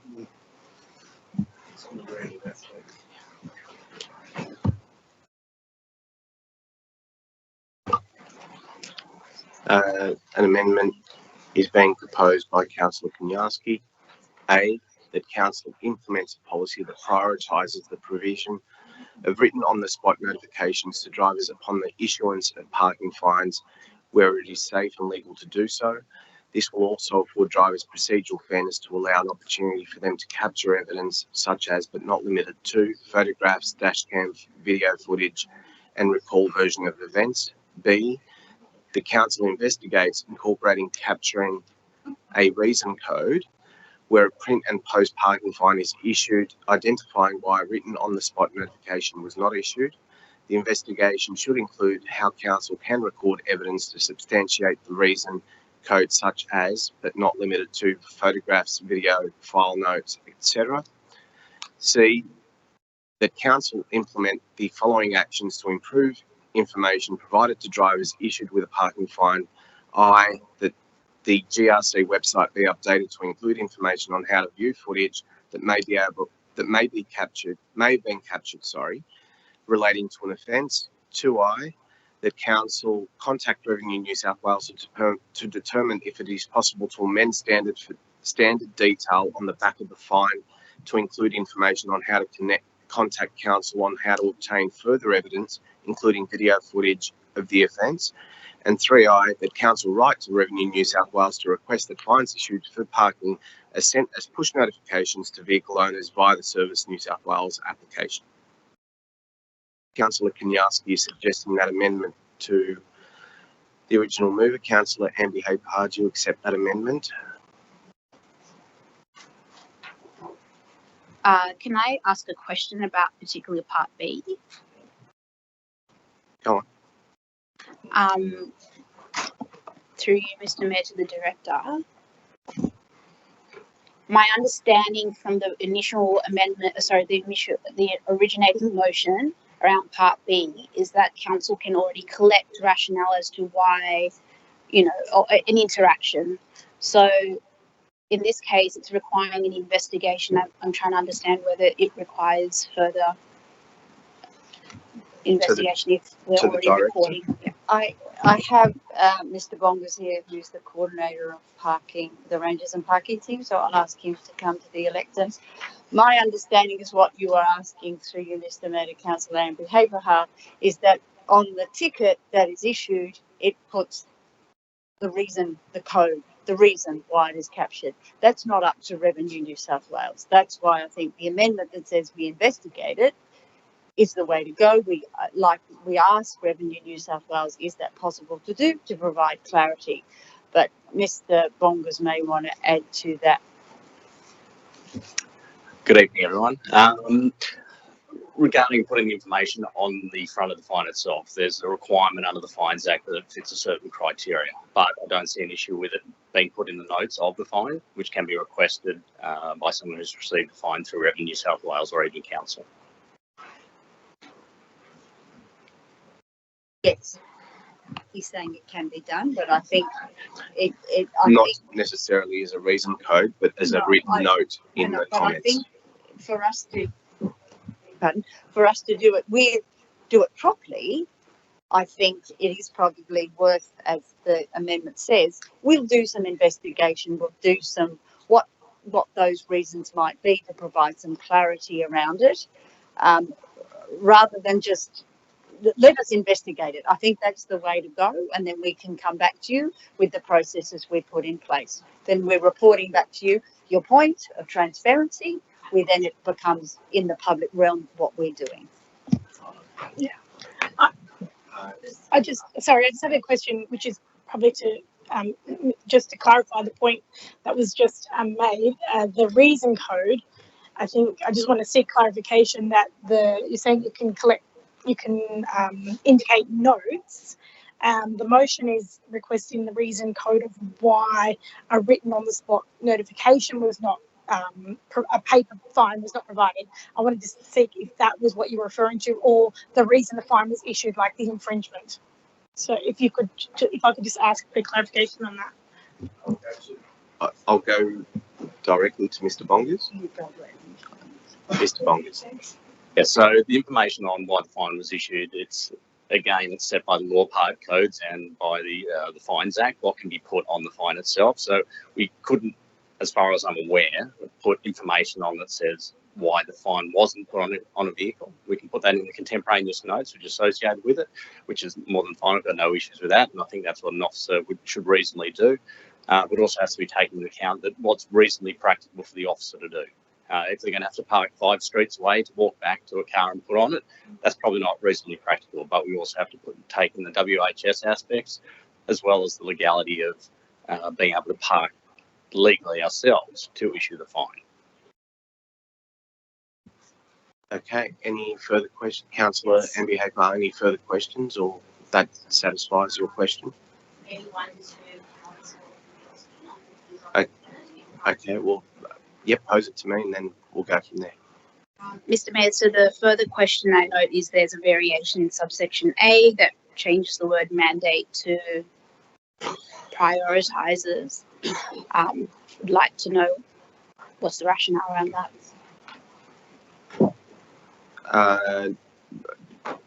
I guess, Councillor, can you answer? Yeah, sorry, I'm just not comfortable with mandating something. I'd rather see the council officers investigate the right way to approach this, as compared to saying to them, listen guys, this is the way it needs to be done. I know better than you. And that's it, full stop. Okay, Councillor Fakari, you're next. Thank you. Through the mayor to the director or the relevant council officer, two things that did concern me about the original motion was that I am concerned about what the director's comments were saying in terms of staff wellbeing. I think that's incredibly important that we are maintaining a safe working environment for staff. We're facilitating one as much as we all can. Councillor. Yes. Sorry, Councillor. It's just lead into the question. Is it? Yes. Okay. It's the lead in. It's Okay. just Okay. it's just me saying No worries. what the commentary, and also where the director's comments were noting that that financial implications of the I'm just saying the original. There was the original motion. It was saying that there would also perhaps be financial implications where we're always looking for money to fund programs, and the original motion was potentially going to create issues with how we could use that money to fund programs. With the amendments that have been put, both Councillor Ambihagar and Councillor Kandarski's amendments, would there still be concerns around staff safety, or in terms of a significant change in the finances that were coming into council so we can continue to provide programs? Okay, I'll refer it to the director first. I'll ask Mr. Vongas to talk on the operational issues in relation to on the vehicles first, the postal ones, in relation to what it means for our operational issues. So in the report it talks about if we are to change our procedures that move to more on the vehicle fines, that is a resourcing issue. A resourcing issue, because if we're moving to that more to do that and to mandate it, there is some areas around school zones, around hospitals, in clearways, that it is not possible for us to, often not possible for us to stop the vehicle, get out and put the fine on the car. We would probably need to keep the city safe. We would need additional resources to be allocated to do that work. I would need an officer at each school zone, for example, whereas we have them in the vehicle, they can do two or three school zones at once during that drop-off and pick-up time. I would think that if we do change our practices significantly, there will need to be, I think, a cost-benefit analysis of what that means in relation to our operations. But I also think that psychosocial hazard is an issue here in particular. It's not, and I think if I'm correct, I'm looking to the General Counsel there, the staffing, psychosocial issues, if there are issues that occur, and I'll ask Hamish to talk about the abuse that his staff get in a minute, that falls on us as individuals. Doesn't fall on us as council, it falls on us as individuals. And I will not put my staff in that situation. So if are we to change, I would like to do a deep dive and some analysis in what that actually means. But Hamish might like to talk about what the implications are for moving away from back to vehicle issued fines. Mr. Bongs. Yes, thank you. I'd just like to firstly say that when we moved across to accept the Revenue New South Wales print and post option, we didn't go wholly across to it. The parking officers always had the opportunity to put fines on the cars, and they were actually encouraged to do that to provide an immediate deterrent. And that's what we want to do, is try and deter people from parking illegally, but also get people to turn over traffic in high turnover areas like the Cogra CBD and the Hurstville CBD area. So there's plenty of opportunity for more vibrancy in the area to get more people in, rather than driving through and not being able to find a park. But coming from a parking background myself, I've been out on the street. I have been spat at, threatened, nearly run over twice, and had threats made against my family. And I don't think anyone in this room, or anyone in council, or anyone in the community would expect to go to work and have a threat made against them and their family. And as a leader of my team, I want to make sure that they can go home safe to their families, and they can come back the next day and put in 100% for council. And that's the key thing for me. And I don't want anyone not wanting to come back to work, but even worse, I don't want to have to go to coroner's court and say what we didn't do to try and protect their welfare. Thank you, Mr. Bowles. Councillor, Also, follow-up question, Mr. Mayor. another question. Okay. Yep.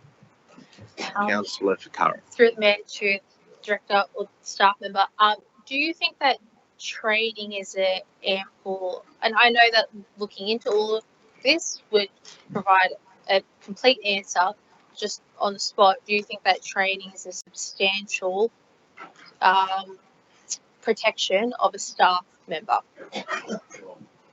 compared to having a physical barrier from somebody who is being abusive to them? Mr. Bowles. No, the hierarchy for protecting people is obviously elimination. So if there's a risk, you want to eliminate it. We always want to try and minimise it if possible. If you can't eliminate it, but if you can eliminate it, that's the best thing. As we've seen, and it's been mentioned earlier in this this meeting, that there are people in the community who are suffering from psychological issues, who aren't supported. So we need to minimise the risk to our staff in those situations for exposure to those people. Thank you, Mr. Bongas. Councillors, we have an amendment that's been suggested by Councillor Kanyarski. I still have to go to the original mover and seconder on whether they'll accept that amendment. Councillor Ambi Haper. I'll accept the amendment. You'll accept the amendment. Councillor Lansbury. Accepted. So, councillors, that amendment has been accepted, which now becomes the motion moved by Councillor Ambi Haper and seconded by Councillor Lansbury.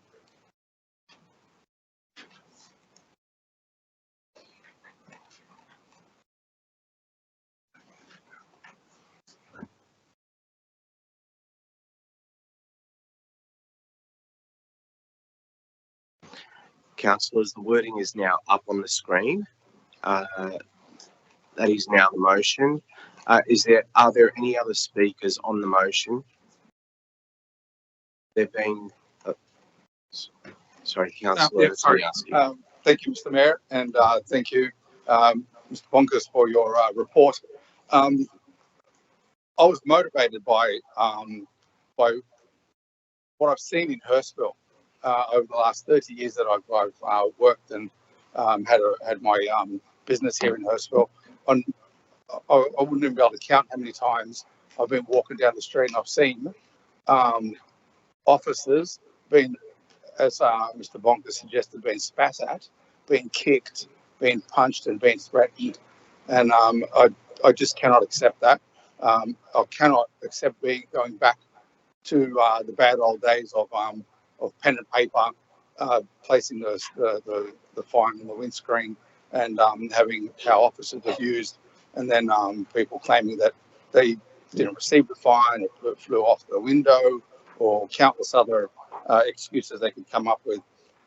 In a digital world, I would almost expect in the not too distant future whereby any fine that has been issued, and they're all in a little handheld gadget that I've seen down in Hurstville, I suspect that an app directly, well, I don't know, it's an app, I'm not an IT guy, I can't remember the words, through that little device straight to either us and then onto Service New South Wales or directly to Service New South Wales, and the offender or the registered owner of the vehicle would be notified almost immediately. So I thank Hamish for coming and presenting his insights. Thank you. Thank you, Councillor Kaniewski. Councillor Amber Hay-Park. Right of reply. Yeah. All right. Thank you, Mr. Mayor, and thank you, Hamish, for also speaking tonight and sharing your experience. And I think what needs to be very clear, all types of jobs have WHS risks. The concerns that the argument I said about training in particular, I work at Vinnie's, I run Vinnie support centres, and all our social workers are also subjected to various risks, and we can find ways to try and mitigate it. And training is definitely something that we have to do as a way to provide service to the community. I'm not going to fight on semantics on whether prioritize and mandate on what the difference is, but I think what needs to be highlighted in this motion is specifically where it says it's safe and legal to do so, whether it's safe under WHS obligations. And I hear what the director said tonight, very loud and clear. As a PCBU, the council has a responsibility on making sure we're mitigating risks where we can. What we're missing and what I think we're sort of moving away from is the whole purpose of this motion is providing notification where it's safe and legal to do so, so that one can provide actual evidence once they do get a ticket 4 or 5 weeks later, scratching their heads going, where was I at this time? Checking their diaries, looking for photos, putting it all together. So when you want to review it, you have capacity. People have empowerment to actually challenge it. Now, I'm not saying there's a lot of people who are doing the wrong thing and that's why we're appropriately finding them. But what I'm saying here is they're in cases where obviously as time lapses and once you receive the ticket, finding evidence, putting that evidence together, dash cam records being overwritten because it's 4 or 5 weeks later is not procedurally fair. So when you go to council and you try to dispute a particular ticket, you're relying on dash cam footage, you're relying on screenshot images, which I'm sure substantiates why they find you in the first instance. But one also has a defense under the respective acts to say various circumstances, whether you're having a medical episode in the car, whether there was a situation where it was unsafe for you to drive. The onus is not on the person who's presenting the defense. The onus is on council. And what's council doing to actually collect any evidence when they have someone who takes them to court to challenge it? They have nothing. So at this point, you've now allowed, by providing that notification to where it's safe and legal to do so, I'm going to highlight that again, that it provides any person the opportunity to at least collect any evidence once they've received the ticket. And then in instance where they haven't received the written notification due to safe or legal issues, at least council's in a position to demonstrate why they haven't provided that written notification. So I'm very supportive of that amendment, and I thank you, Councillor Konjolski, on that. Thank you, Councillor Amber Hay-Park. Councillors, that being the right of reply, can now put the motion. All those in favour say aye. All those against, I declare that we have 2 speakers that were against. I'll take that as carried. Now we move over to the next motion. The next motion being NM 04024 Heritage Building Grants Program.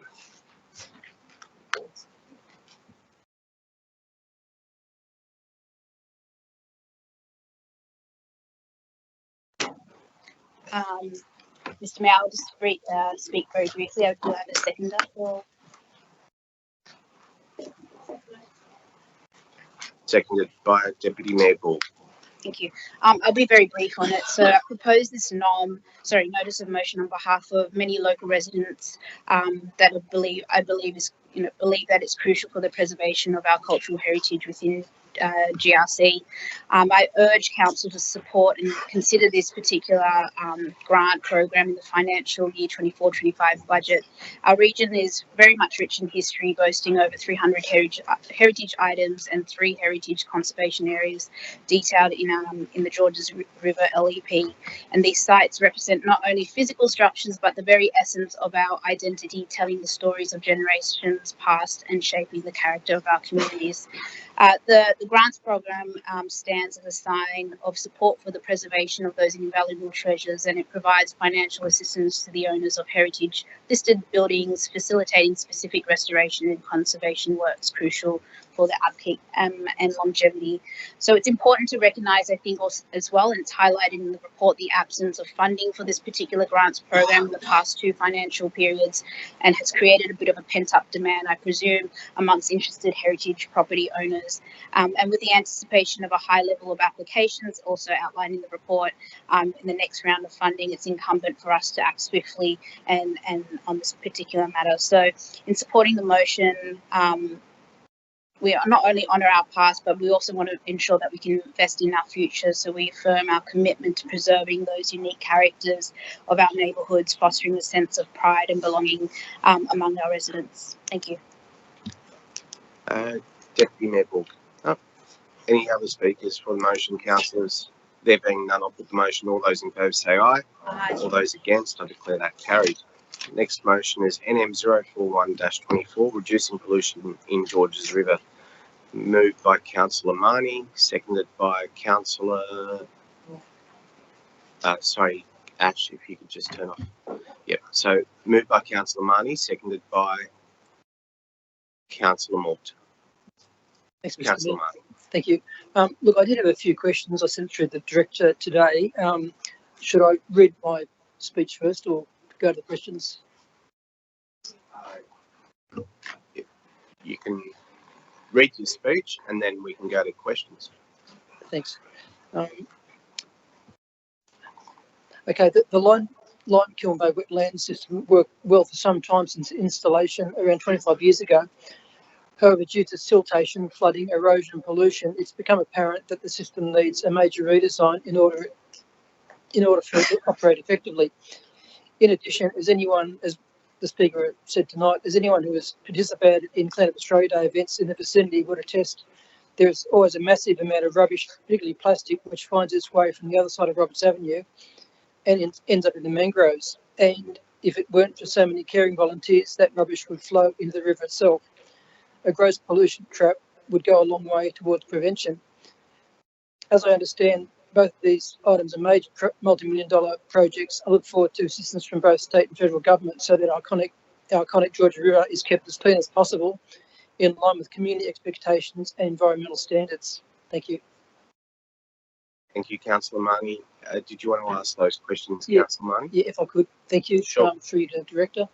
Can I please get some clarification on the estimated completion date of the review and health assessments? Through you, Mr. Mayor, the health assessment operations review at this stage is expected to be completed by the 30th of June 2024. So at the end of the financial year. Thank you. Next one is, what is the condition of the Moore Reserve and Riverwood wetlands, and is Lime-Kiln Bay wetland considered to be the priority out of the 3? Through you, Mr. Mayor, the assessment that we're currently undertaking will provide details of the current condition of the 3 sites, and will also inform the priority of any future works that are required at those locations as well. Thank you. Does it appear that the Lime-Kiln Bay project is eligible under the Federal Urban Rivers and Catchments Program or any other federal estate programs?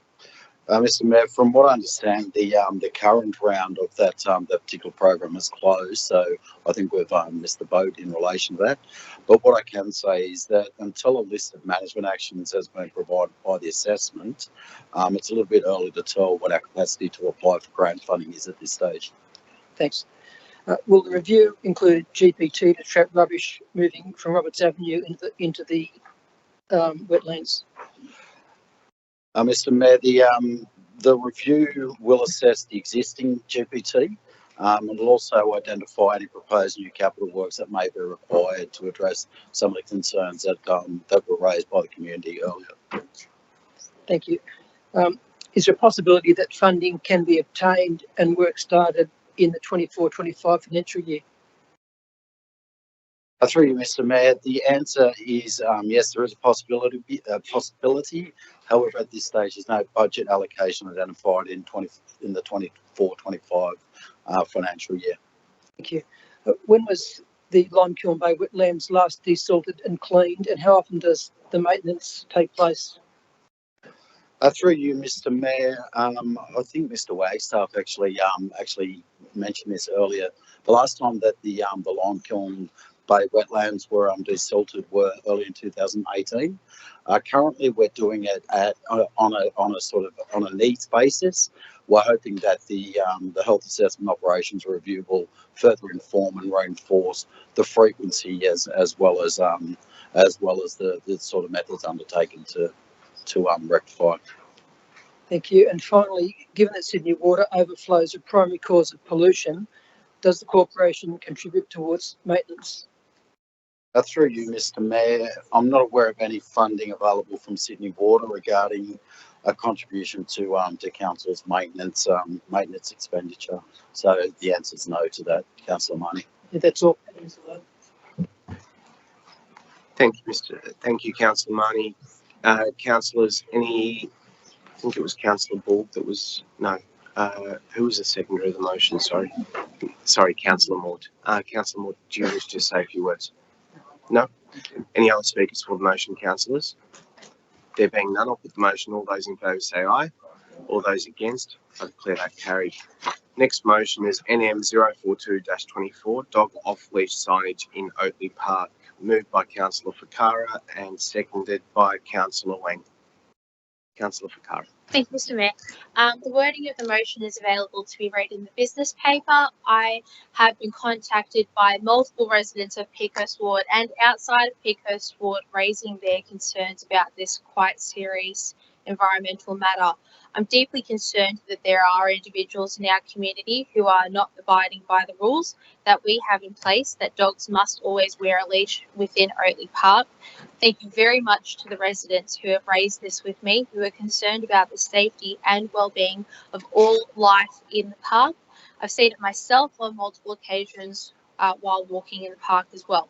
Thank you very much also to all the council officers who do all they can to stay on the front foot of this issue and encouraging the enforcement of these important environmental regulations in a range of very innovative ways.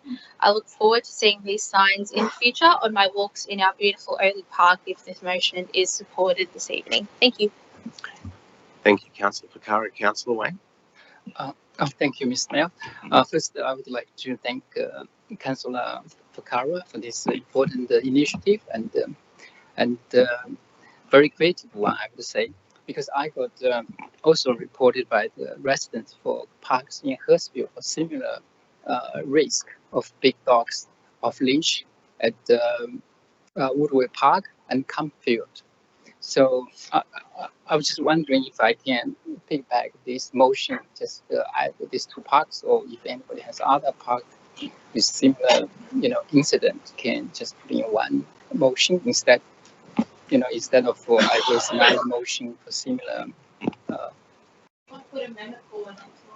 Yeah. So I got reported for Woodway Park and Campfield. Okay, so you're suggesting an amendment to that motion. Can you just relay it again, please, Councillor Wang? So, yeah, so just off-leash signs in Oatley Park, Woodwell Park, and the Campfield. Sorry, which other park? Woodwell. Oatley Park? Sorry, councillors, if I could just hear Councillor Wang. Oatley Park? Woodwell Park. Woodville Park? Yes. Yep. Campfield. And Campfield. And Kempfield. Yeah. Okay. Kempfield. Councillor Wang, do you want to just have a look at? Sorry,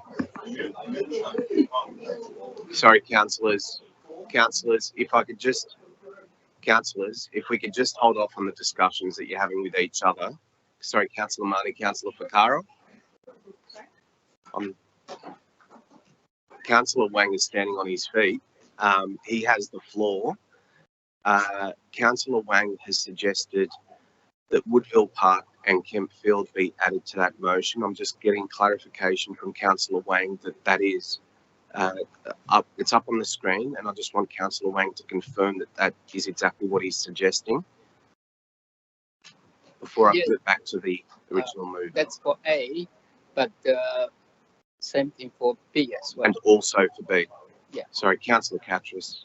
Just if we can just, I know it's getting late, but we just need to persevere with listening to Councillor Wang's suggestion. So it's also added to B. Yep. Councillor Wang, you're happy with that up on the screen? Yep. Okay. So now I have to go to the original mover. Councillor Ficarra, are you happy with that suggestion that's been? Can I please ask just for a clarification? Sure. From the sorry, I should stand. So the reason why I was putting Oatley Park right out there was just because that there are significantly further environmental regulations on it. I forget the exact name for it. Really sorry, I should have come prepared with that. But for example, like Oatley Park is one of those parks where, for example, the rangers can go in there and seize cats because it's a special environmental zone compared to an sorry. Yeah, that's the one. Thank you very much, Councillor Ward, Deputy Mayor.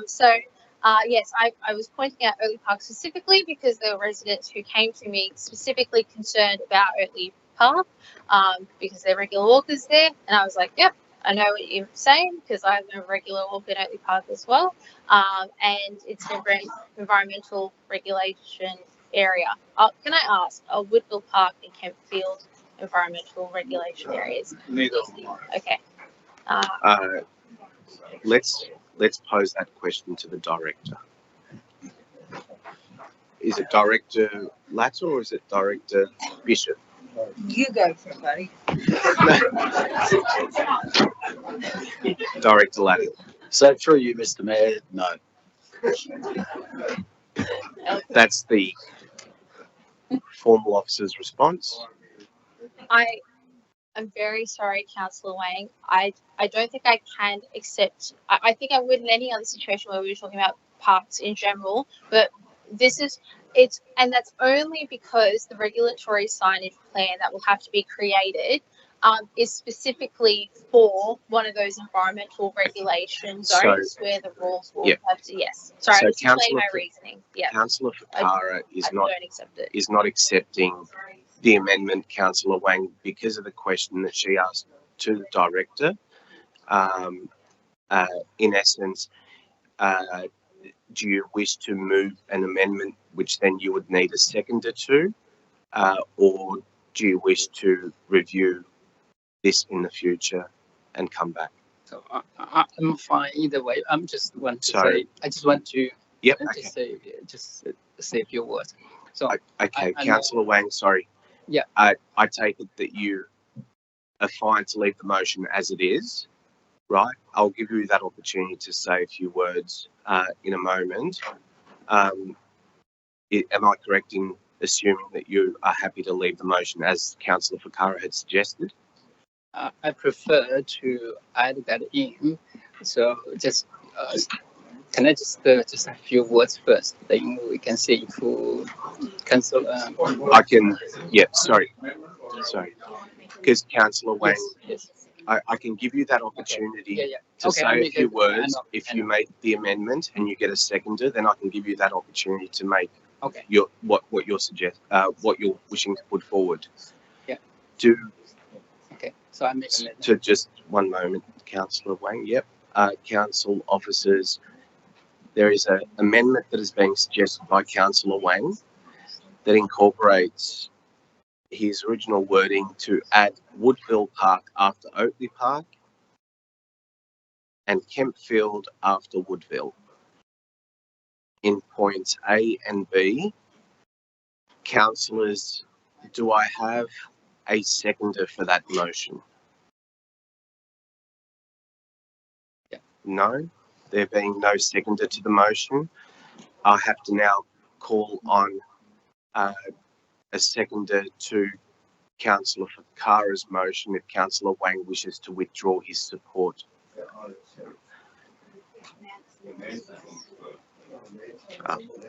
Councillor Liu, do you wish to second Councillor Fakara's motion? Okay. So the motion now is Councillor Fakara moved, Councillor Liu seconded. We have heard a speaker on the motion from Councillor Fakara. Councillor Liu, do you wish to speak to the motion as the seconder now? Yes. I've got a particular reason why I support the original motion, because in council's area, off-leash dogs park, we have 11 for those parks, right? That people really comply with that. If they have their dogs, they can off the leash of their dogs.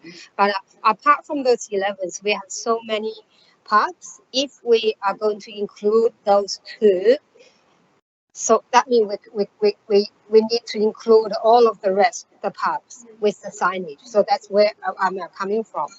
Thank you. Councillor Liu, thank you. Speakers against the motion? I've just got a very minor suggestion to Councillor Fakara that might help improve her motion to the point that you're wanting. You said the it could change point A, that council notes the concerns and reports of residents walking dogs off leash within Oatley Park, a designated wildlife protection area. And then that will speak to your point that you're trying to address. Oh, yes, I accept that amendment, please. Thank you very much. Councillor Fakara accepts that amendment. Councillor Liu, do you accept that amendment? Okay, so there's an amendment that's been suggested after point A at the end, comma.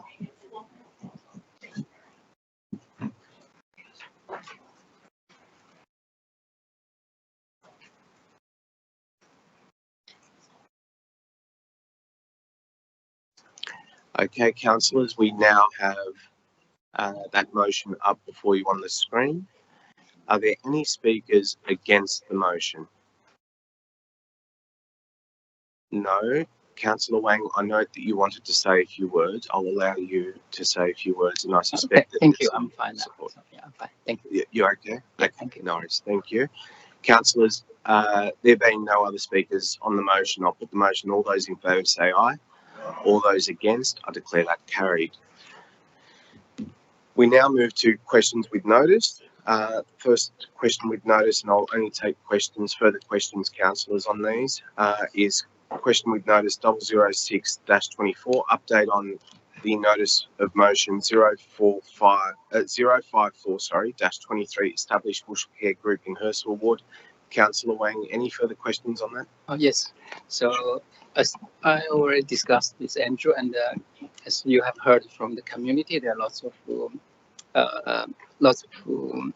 questions, concerns for this bush care group.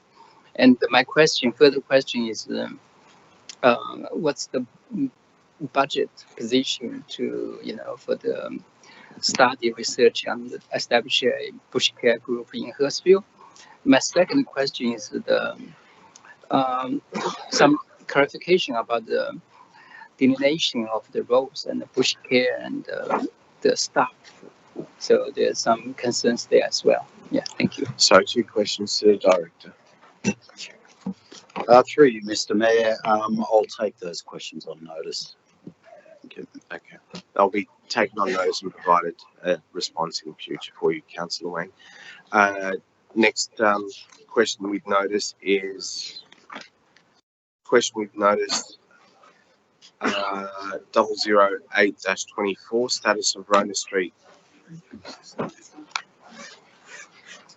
Sorry, councillors, I'll just shuffling through my papers. Question with notice 007-24, sorry, synthetic fields. Councillor Marnie, any further questions? Nothing, Mr. Mayor. No. Next one is question with notice 008-24, status of Rona Street Peakhurst footpath. Councillor Jamison, any further questions? Next question with notice is 009-24. Update on NM 058-23 Mortdale Village Centre parking. Councillor Jamieson, any further questions? Yes. Yes, go on. Yep. Just pose your questions. Okay. Yep. So I just wanted to check some of the stuff that we've got. So I'll just read the question. So we've had 2 car spaces made available, and our aim was to return the 10 that were taken away. How are we going? Are we still aiming for the 10, and how far away are we? Because I was under the impression that it will be done this financial year. What will be done? Sorry. That we're going to go through all of Mortdale to be able to find parking spaces. Director Latter. Through you, Mr. Mayor, that process is still underway. So we are still seeking to find the additional parking spaces. At this stage, we have identified 2. Once we do the full review, then more information will be forthcoming. Do we have any idea of time or how long this process will take? We've got all those streets. I thought they would be George and Pitt Street would have been done by March. Through you, Mr. Mayor, I'll again need to take that question on notice. Okay.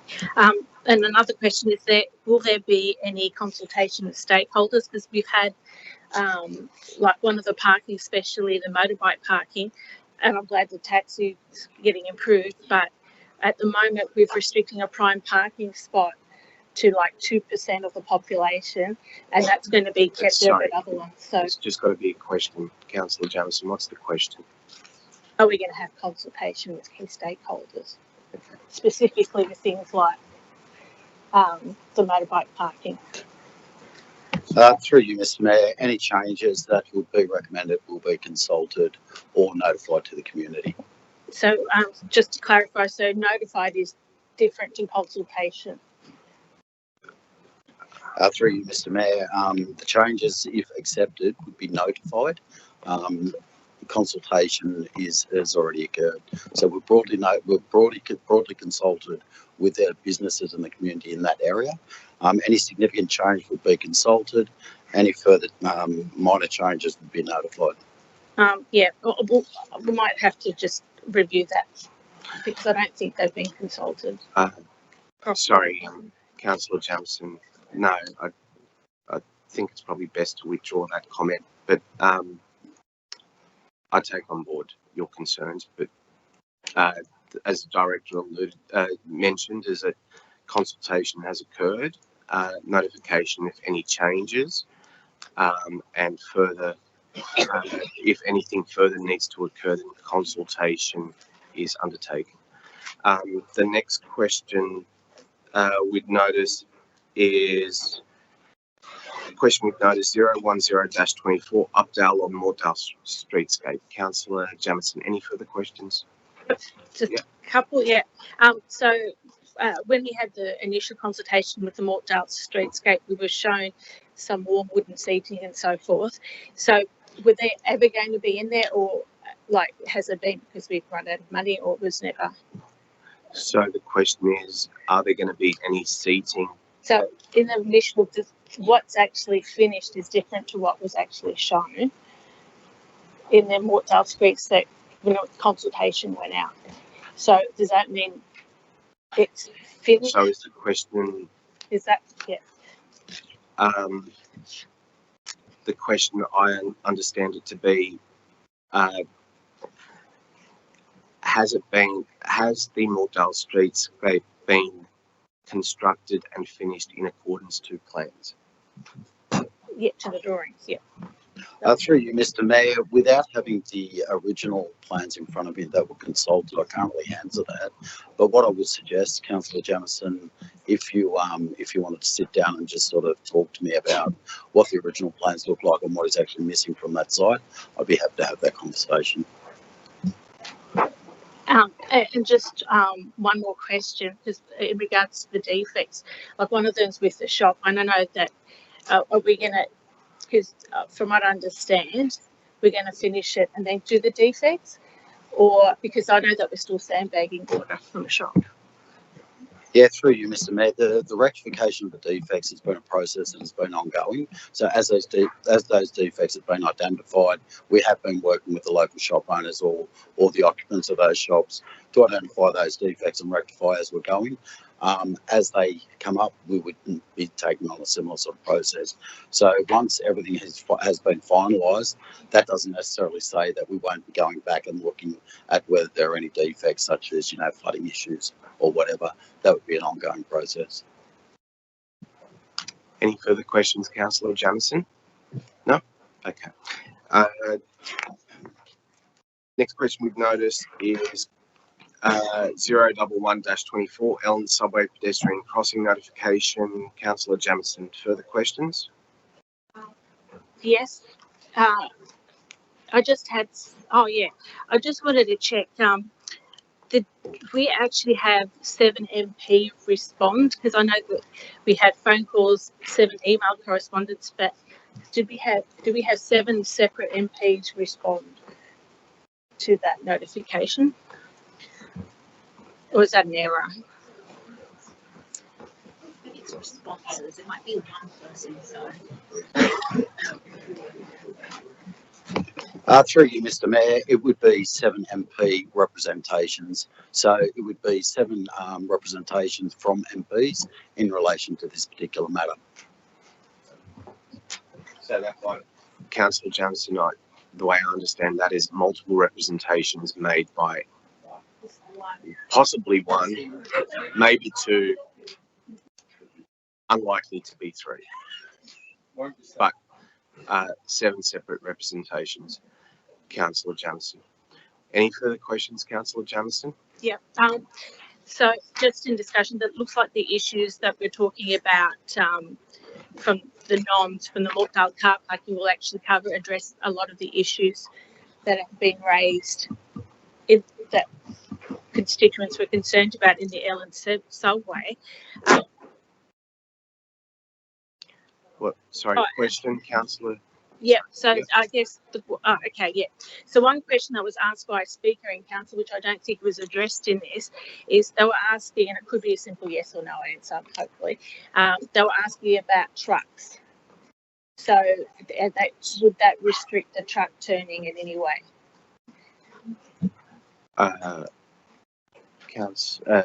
Sorry. Through you, Mr. Mayor, I would need to understand the exact location of what we're talking about. So, again, Councillor Jamieson, can I just suggest that we take that offline? I'm happy to discuss any concerns you may have with truck movements in the area, and that way we can provide a reasonable response back to the community.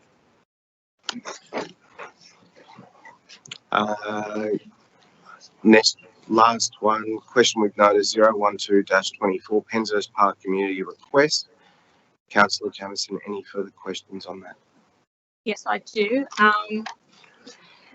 It just in regard, and I think I already got the if Tom's still here, but can we have an indicative price on the installation of the water bubbler, and specifically, because currently the water bubbler is inside the gates, will it be outside of the permanent retractable gates? Through you, Mr. Mayor, indicatively a water bubbler, just for the bubbler itself, is around $20,000 installed. The final cost of the installation of a water bubbler across the local government area is dependent on its proximity to services. So depending on the run and the trenching that we have to get to services, that would then escalate the cost from there. But indicatively, it's around $20,000 per bubbler. I understand that there's going to be signage as part of the NOM that we did, that's good for the permanent retractable fence, but we did mention signage for the temporary fence. I wasn't quite sure if the intention was that we're going to have signage for the temporary fence to stop like that child getting stuck in. Through you, Mr. Mayor, yes, we are. So we are planning to do temporary signage for the temporary fencing until the permanent fencing is in place. 2 more questions. Are we able to, will there be an issue if we use the toilets in the cricket facilities? Can we put a sign to use them, or is that a no-go? Through you, Mr. Mayor, we have explored that.